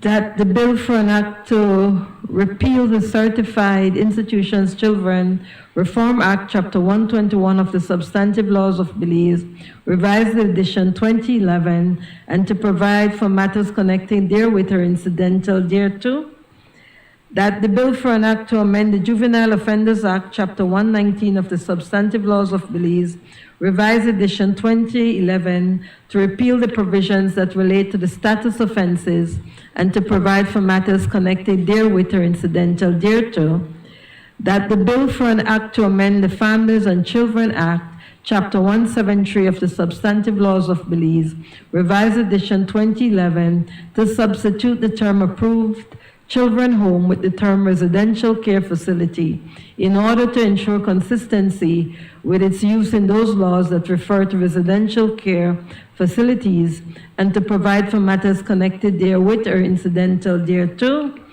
that the bill for an act to amend the Patents Act, Chapter 253 of the Substantive Laws of Belize, Revised Edition 2011, to make provision in the interest of administrative and operational efficiency for the registrar to delegate certain functions to the Deputy Registrar of Intellectual Property, and to provide for matters connected therewith or incidental thereto, that the bill for an act to amend the Trademark Act, Chapter 257 of the Substantive Laws of Belize, Revised Edition 2011, to make provision in the interest of administrative and operational efficiency for the registrar to delegate certain functions to the Deputy Registrar of Intellectual Property and to provide for matters connected therewith or incidental thereto, and the bill for an act to amend the Law Revision Act, Chapter 3 of the Substantive Laws of Belize, Revised Edition 2011, to provide for the electronic publication of the revised edition of the Laws of Belize and to provide for matters connected therewith or incidental thereto, all be read a third time. All those in favor kindly say aye. Those against kindly say no. I think the ayes have it.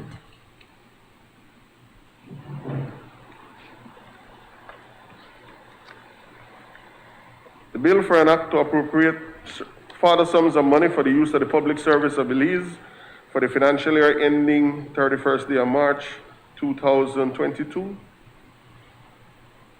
A bill for an act to amend the Customs and Excise Duty Act, Chapter 48 of the Substantive Laws of Belize, Revised Edition, to rename the tariff column headed EPA with EPA/UK to implement the 8th phase of reduction of duties in accordance with the CARIFORUM UK EPA and to provide for matters connected therewith. The bill for an act to provide for the vesting in the Belize Bank of certain business in Belize of the Belize Bank Corporation Limited and to provide for matters connected therewith or incidental thereto. A bill for an act to repeal the Certified Institution Children's Reformation Act, Chapter 121 of the Substantive Laws of Belize, Revised Edition 2011, and to provide for matters connected therewith or incidental thereto. A bill for an act to amend the Juvenile Offenders Act, Chapter 119 of the Substantive Laws of Belize, Revised Edition 2011, to repeal the provisions that deals with status offenses and to provide for matters connected therewith or incidental thereto. A bill for an act to amend the Families and Children's Act, Chapter 175 of the Substantive Laws of Belize, Revised Edition 2011, to substitute the term approved children home with the term residential care facilities in order to ensure consistency with its use in other laws than referred to residential care facility and to provide for matters connected therewith or incidental thereto. A bill for an act to amend the Patent Act, Chapter 253 of the Substantive Laws of Belize, Revised Edition 2011, to make provision in the interest of administrative and operational efficiency for the registrar to delegate certain functions to the Deputy Registrar of Intellectual Properties and to provide for matters connected therewith or incidental thereto.